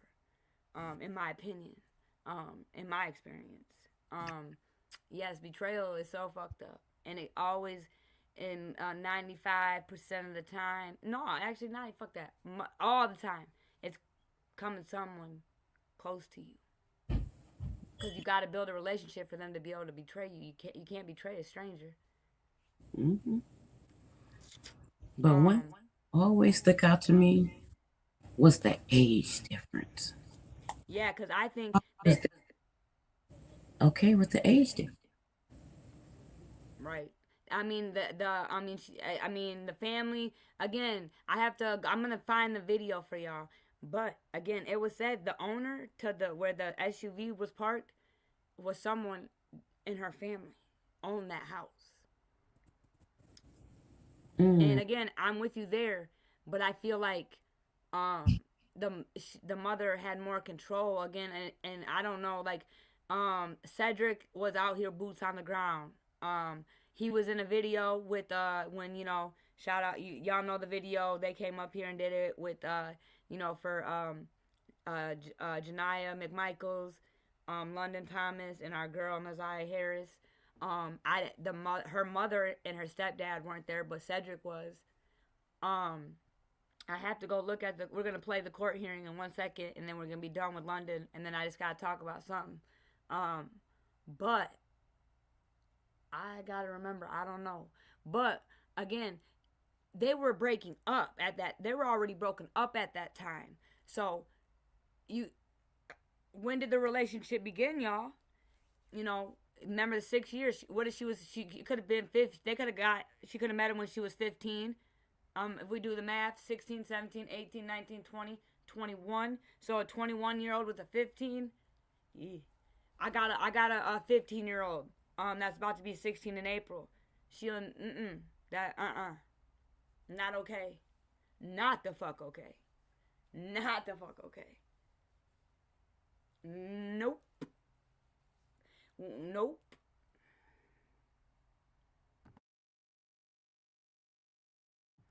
You can call. It's called statutory, RAPE, y'all. Statutory rape. Even if the mother and the stepfather were allowing it, that's statutory rape. She didn't. I don't know how long the relationship with is. If anybody listening or in the comments, but she was 17, y'all. She's graduated yet. So, and their relationship was over. So even 16, that made him 20. My 16-year-old is not gonna be with no 20-year-old. Not the fuck okay. And the sister, when the family allegedly said they weren't cool with it, they didn't want her around him. But sisters are sisters, I get it. But look what happens. Okay. Now, I had 3 boys. My oldest son, when he was about 17, he brought home this 22-year-old. And I was like, no, you cannot date my son. Girl, I would press charges real quick.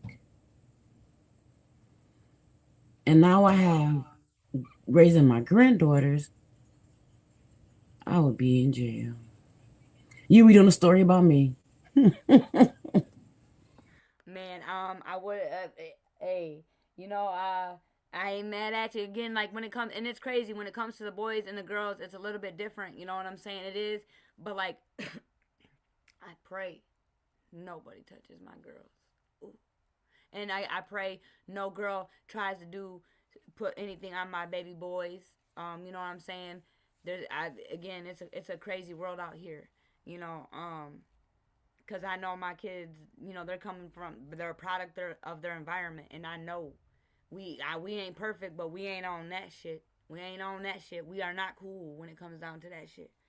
That weird extra shit, we don't get down like that. None of us in our family, no, we don't get down like that. We don't. We don't. I mean, and everyone, I hear people saying there's a monster butts in everybody's family. No, the fuck, there's not. There's not one in mine.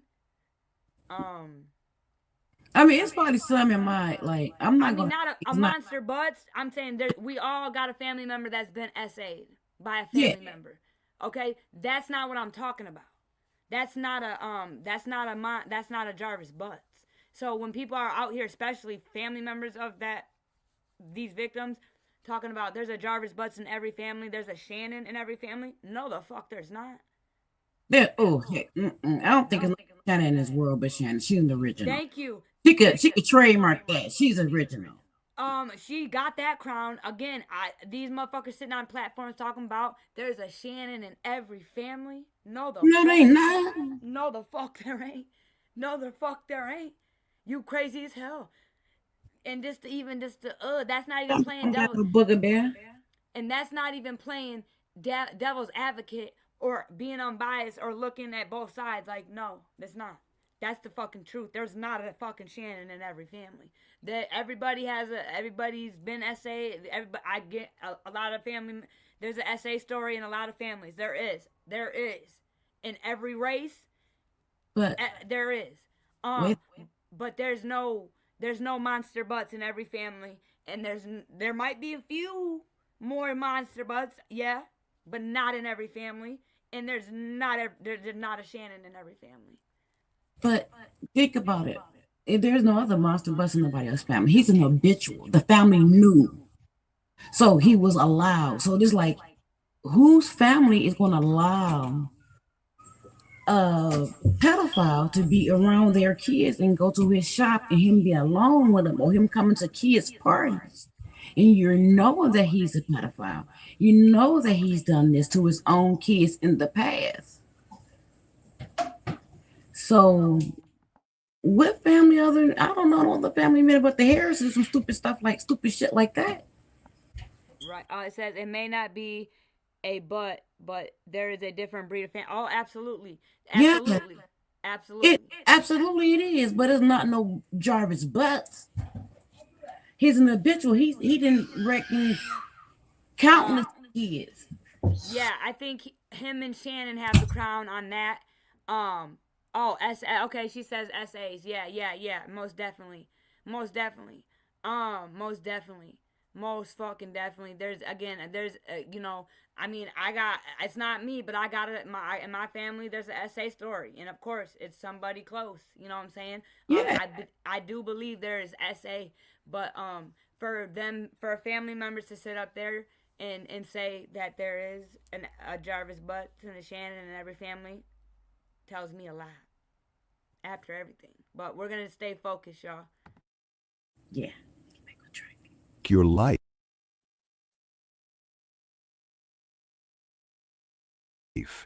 How does a mother help her son hide that crime? It's the kind of evil that shakes you to your core.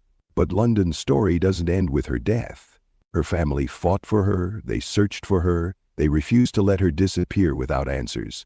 And because of their persistence, because of the tireless work of investigators, murder charges have been filed. Jalen Pendergrass and Charla Pendergrass will face trial.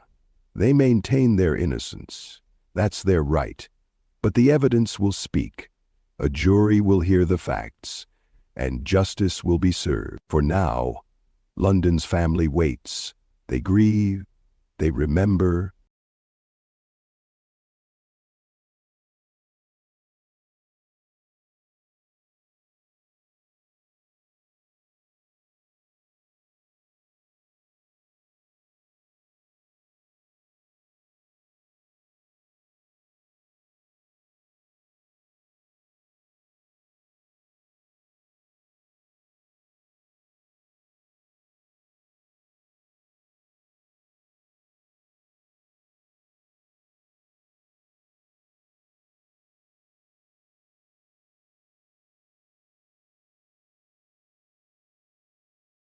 charges in connection with the murder of the Detroit teen. The pair will be arraigned in Inkster later this morning. And for the first time, prosecutors are now revealing how the teenager was killed. They say she was asphyxiated. Well, Love thyself.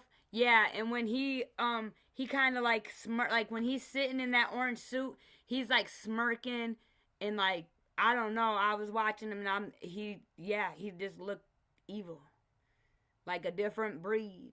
Like people think them aliens be up there, but he looked like he just was giving them alien vibes. I don't know, weirdo alien vibes.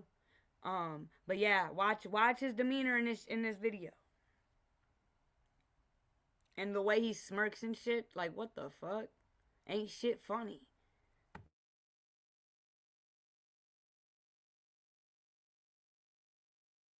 London was last seen on April 5th after being dropped off at her boyfriend's Inkster home. Her body was found April 26th inside a white SUV in Southfield.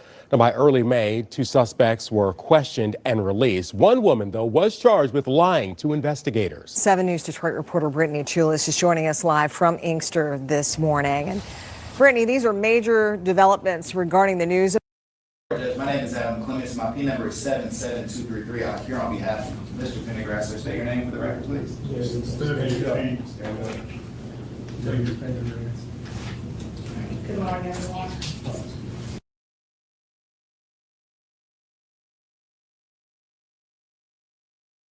One more time. What the fuck? What's sweet, buddy? What's sweet? I'm gonna run it back one more time, y'all. Watch him.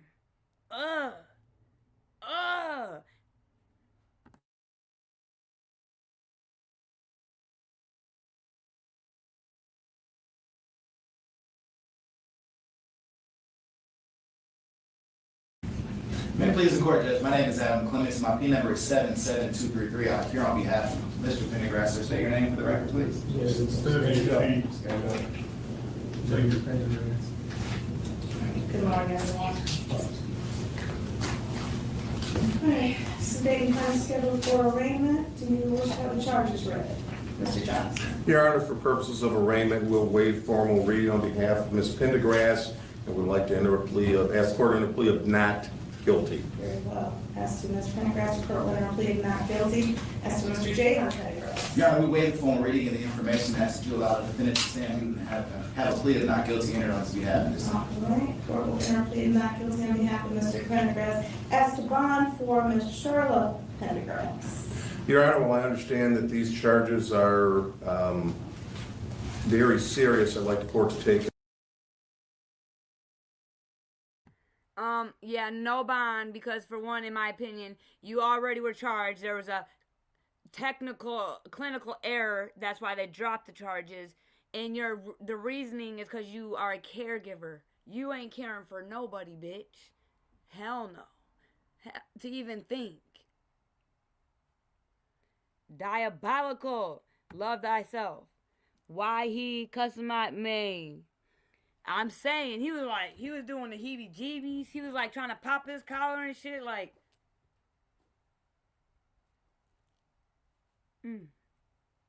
Are you cool, bro? He ain't cool. He ain't the cool, like, nah. Are you alright, bro? Maybe he's like, I don't know. Maybe he's having withdrawals or something. I don't know. Maybe he was cold. Maybe, I don't fucking know, but I don't get the fucking jitters and the pop in the collar. Like, what the fuck?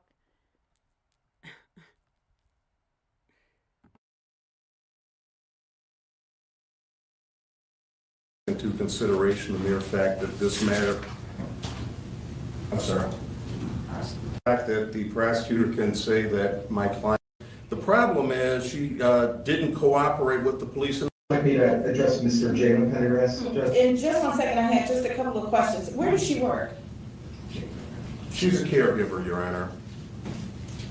Is someone who lives in the home? No, Your Honor.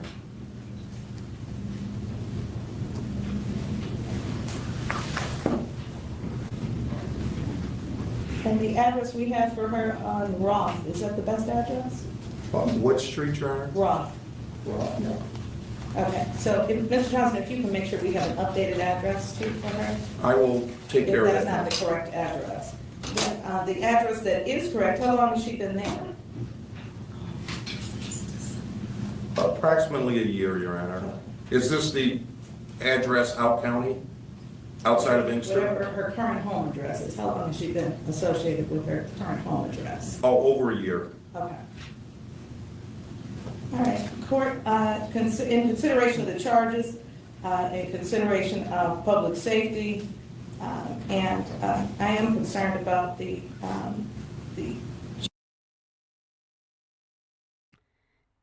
love thyself, absolutely. He was I think we're about to hear about it, but he had a DUI, he was a bad drinker, yeah, he was, yep. Bada boom, bada bing. How'd you know? How'd you know, love thyself? How'd you know? charges that include tampering with evidence and or allegations of not being cooperative with the police. The court is going to set the bond at $5 million cash. Ma'am, you are not to leave the state of Michigan without permission of the court. If you do make bond, you'll be on a GPS tether. You may not be in possession of any weapons, ammunition, drugs, or alcohol, and you can have a seat for the moment. Mr. Degrassi, as to Mr. Jalen Pendergrass. Well, obviously, Your Honor, the seriousness of the charges are severe. I would ask for no bond or very high cash bond, but Mr. Pendergrass specifically, he again, like his mother, showed a willingness to lie to the police and to deceive police. But more than that, he is presently charged in Oakland County with making a false report of a felony. He was originally given a tether bond, which was reduced. And since that bond was reduced, it's my understanding that the defendant has recently been arrested under suspicion of operating while intoxicated. Now, it's my understanding he hasn't been charged with that crime, but he said at least has had police contact while he's been on bond in a pending case in Oakland County. So for those reasons, Your Honor, I again ask for no bond or a very high cash bond. Mr. Cummings? Yes, Judge, what I would say on behalf of Mr. Pendergrass is it's interesting and rich that the prosecutor brings up my client's Oakland County case, a case which I believe undeniably will be dismissed. The reason why my client's bond was decreased in that particular matter is because the case is in fact so weak. But nonetheless, Judge, I'm in a venue where litigation is underway. We have a motion to dismiss that's pending in that regard, and I think that he says, oh, he's mad because he brought it up. He's on bond. It don't matter. You're not allowed to be in trouble when you're on bond. It has everything to do with the shit.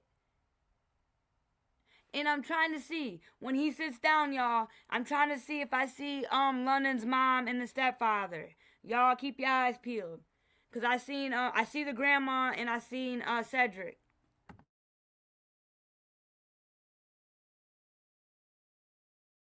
will be successful.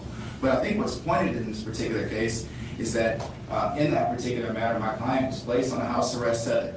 During that particular time, he never missed court, he never violated any conditions of his bond. But moreover, more importantly, as it relates to this investigation, in this case, when did Mr. Pendergrass ever flee the jurisdiction? When did he ever run for law enforcement?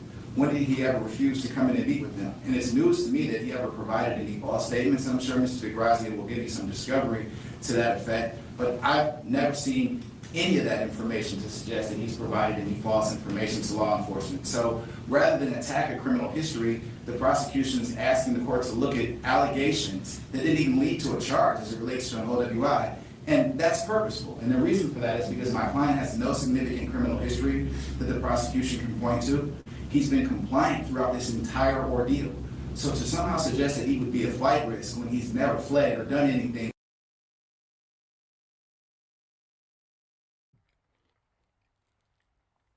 He ain't been compliant with shit. He didn't say he got caught. And he just stood mute.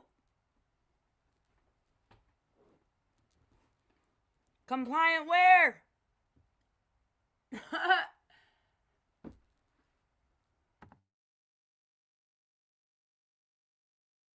To that effect, suggests that he's a flight risk simply because we decided to charge him after 6 months. So what I'm asking the court to do in this particular matter is to consider the fact that if the defendant is compliant all the way through, retains counsel, and does everything that he's asked to do, at what point do we actually respect the fact that he's presumed innocent? I'm asking the court to set bond in this particular matter at $100,000 cash surety. My client can go on house arrest tether. He's not employable right now. We don't have any objection to him being on house arrest, and he's already demonstrated that he can comply. But more compelling than anything, judges, he's looking forward to having an opportunity to finally have his name cleared. We want the evidence to be brought forth just like everyone else does, because as of right now, only the prosecution has that evidence. We've never seen anything that suggests that he's broken the law in relationship to the death of London Thomas, or that he's obstructed justice in any way at all. So for those reasons, Judge, I'm asking for a fair and reasonable. Thank you. Very good. Again, considering the factors that this court must consider in order to set bond or any type of pretrial release, given the nature of the charges, was Mr. Pendergrass working at or around the time of the incident? And if so, where and how long? Well, at the time, at what period of time? Back in April. Well, he wasn't allowed to work, Judge, once he was charged in Oakland. Okay. What was he doing before that? Where was he working? He was not working. Okay. All right. And so the court is going to remand Mr. Pendergrass, set no bond given the nature of the charges. And we need to set a probable cause conference date. Is everyone available to zoom in for a probable cause conference on the 22nd of October? What time will that be, Your Honor? 9 a.m. Yes, Your I'm Honor. sorry, Judge, I didn't catch that date. October 22nd, 9 a.m. for PCC on Zoom. On behalf of Ms. Pendergrass, Your Honor, I'm available, or will make myself available. I made it work. All right, Mr. Degrassi, you're good with that? That's fine, Judge. All right, and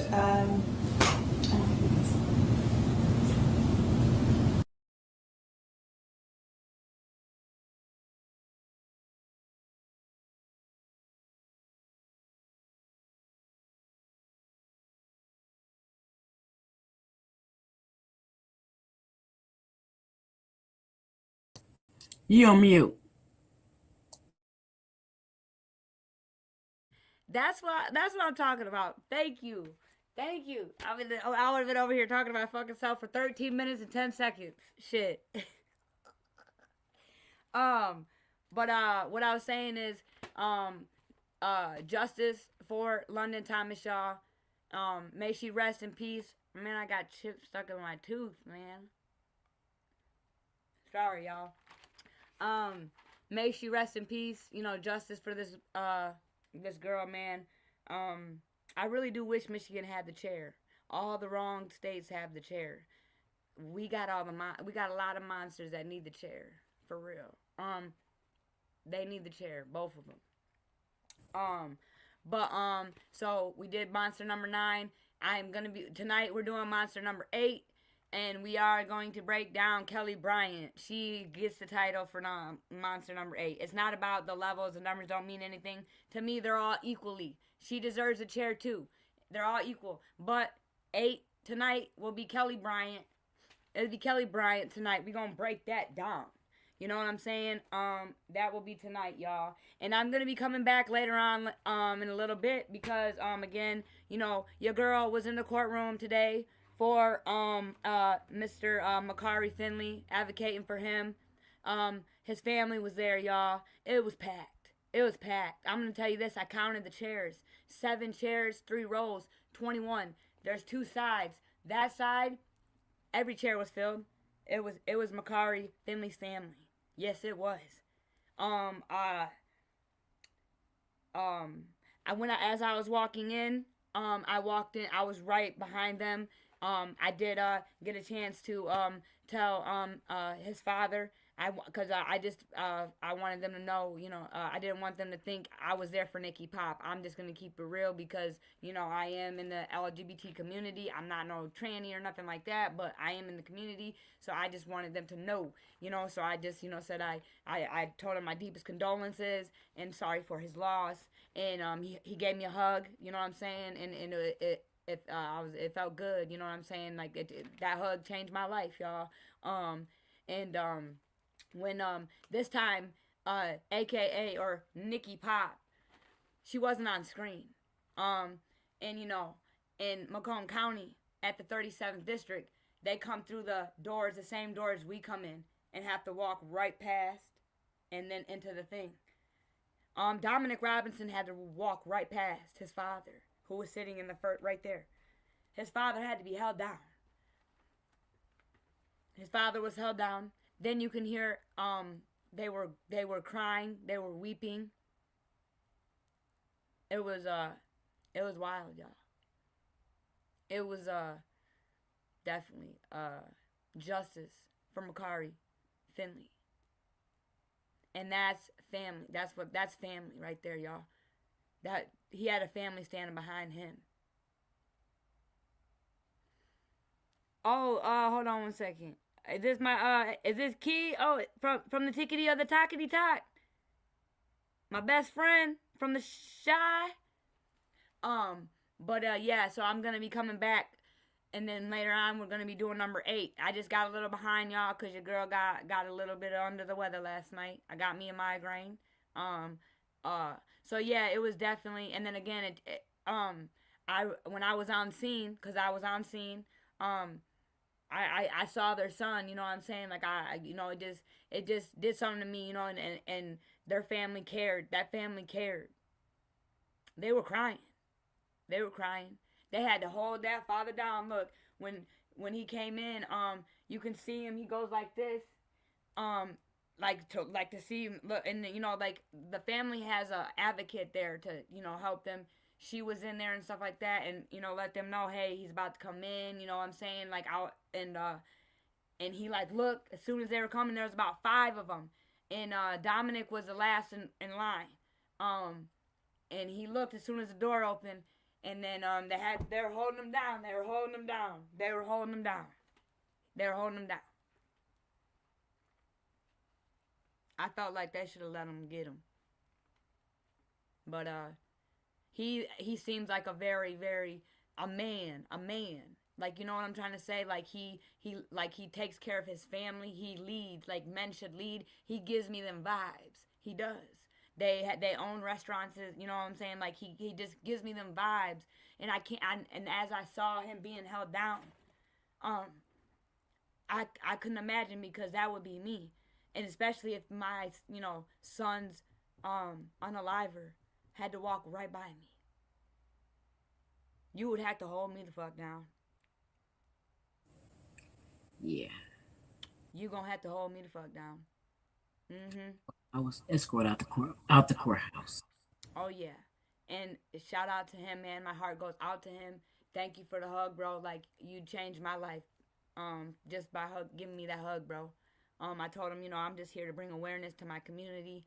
And again, when I come back, I have footage and stuff. You know, I'm gonna show y'all. You know, and then my last point, like I always said, real quick, it started with our girl Naziah Harris. It did. It's this here platform started. But since then, I've advocated for Naziah. I'm advocating for JV. I'm advocating for MJ. I'm advocating for JW. I'm advocating for AD. I'm advocating for Zamar King III, Makari Finley, Rebecca Park, and Baby Park. All of them I've been in the courtroom for, except for Rebecca, because I'm going up there in January. But I'll be in the courtroom. All those names, I've been in the courtroom advocating for them. So that's 1, 2, 3, 4, 5, 6, 7, 8, 9. 9 people. 9 people I've been advocating for. And, you know, I've been in the courtroom for Vari, and I call myself advocating for him because I want him to do what's right, and I hope he gets his life on track. I'm rooting for him. I'm advocating for him. So that makes 10. Okay? And the list is going to grow. And I just wanted to say that, you know. I told y'all, it started with her. And it's not ending with her, but it always started with our girl. It did. May she rest in peace. So, I just wanted to say that. So I'm be coming back around like 5:30, and then we gonna do monster number 8 at like 9:30, 10 o'clock. Okay, guys? And then we'll be back on track. All right? So, I'm gonna end it like I always do. Winnie the Poohski, y'all. And good old Christopher Robin. You're smarter than you think. You're braver than you believe. And you're stronger than you seem, y'all. I always feel it in my heart. I always do. I always do. Y'all always know it's all love over here in this motherfucking lane. It's all love, y'all. It's all love. And until next time, I hope y'all real smooth with it, real cool with it, cool with the K. You know what I'm saying? And 100% true with it, or as true as you can be with it, you know? And just a reminder, if you forgot, on your way out, hit that thumbs up button right there on the left for your girl. Share the live, subscribe, it's free. If you want to join the family, grab yourself a membership. You would look better in green, just my opinion. Over here, you would look better in green. You would. Just my opinion. Again, it's all love. Y'all be smooth now.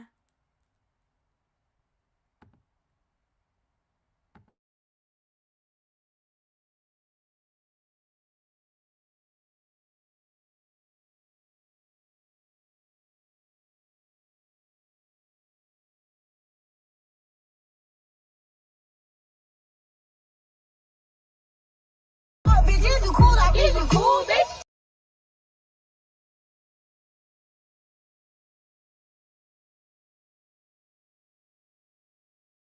Or is you straight though? I heard you talking about me, but you still can't put my man hell. You steady trying to fight with me on Instagram, but I see you not about that life in person again, bitch. Fuck is you? Careful, yo, and please don't cross that gun line. Why does that chicken cross the line? We eat them up like pot pies. Don't say hi, get cross-eyed. Walk faces, hurry to cross-eyed. Came all the way here from the north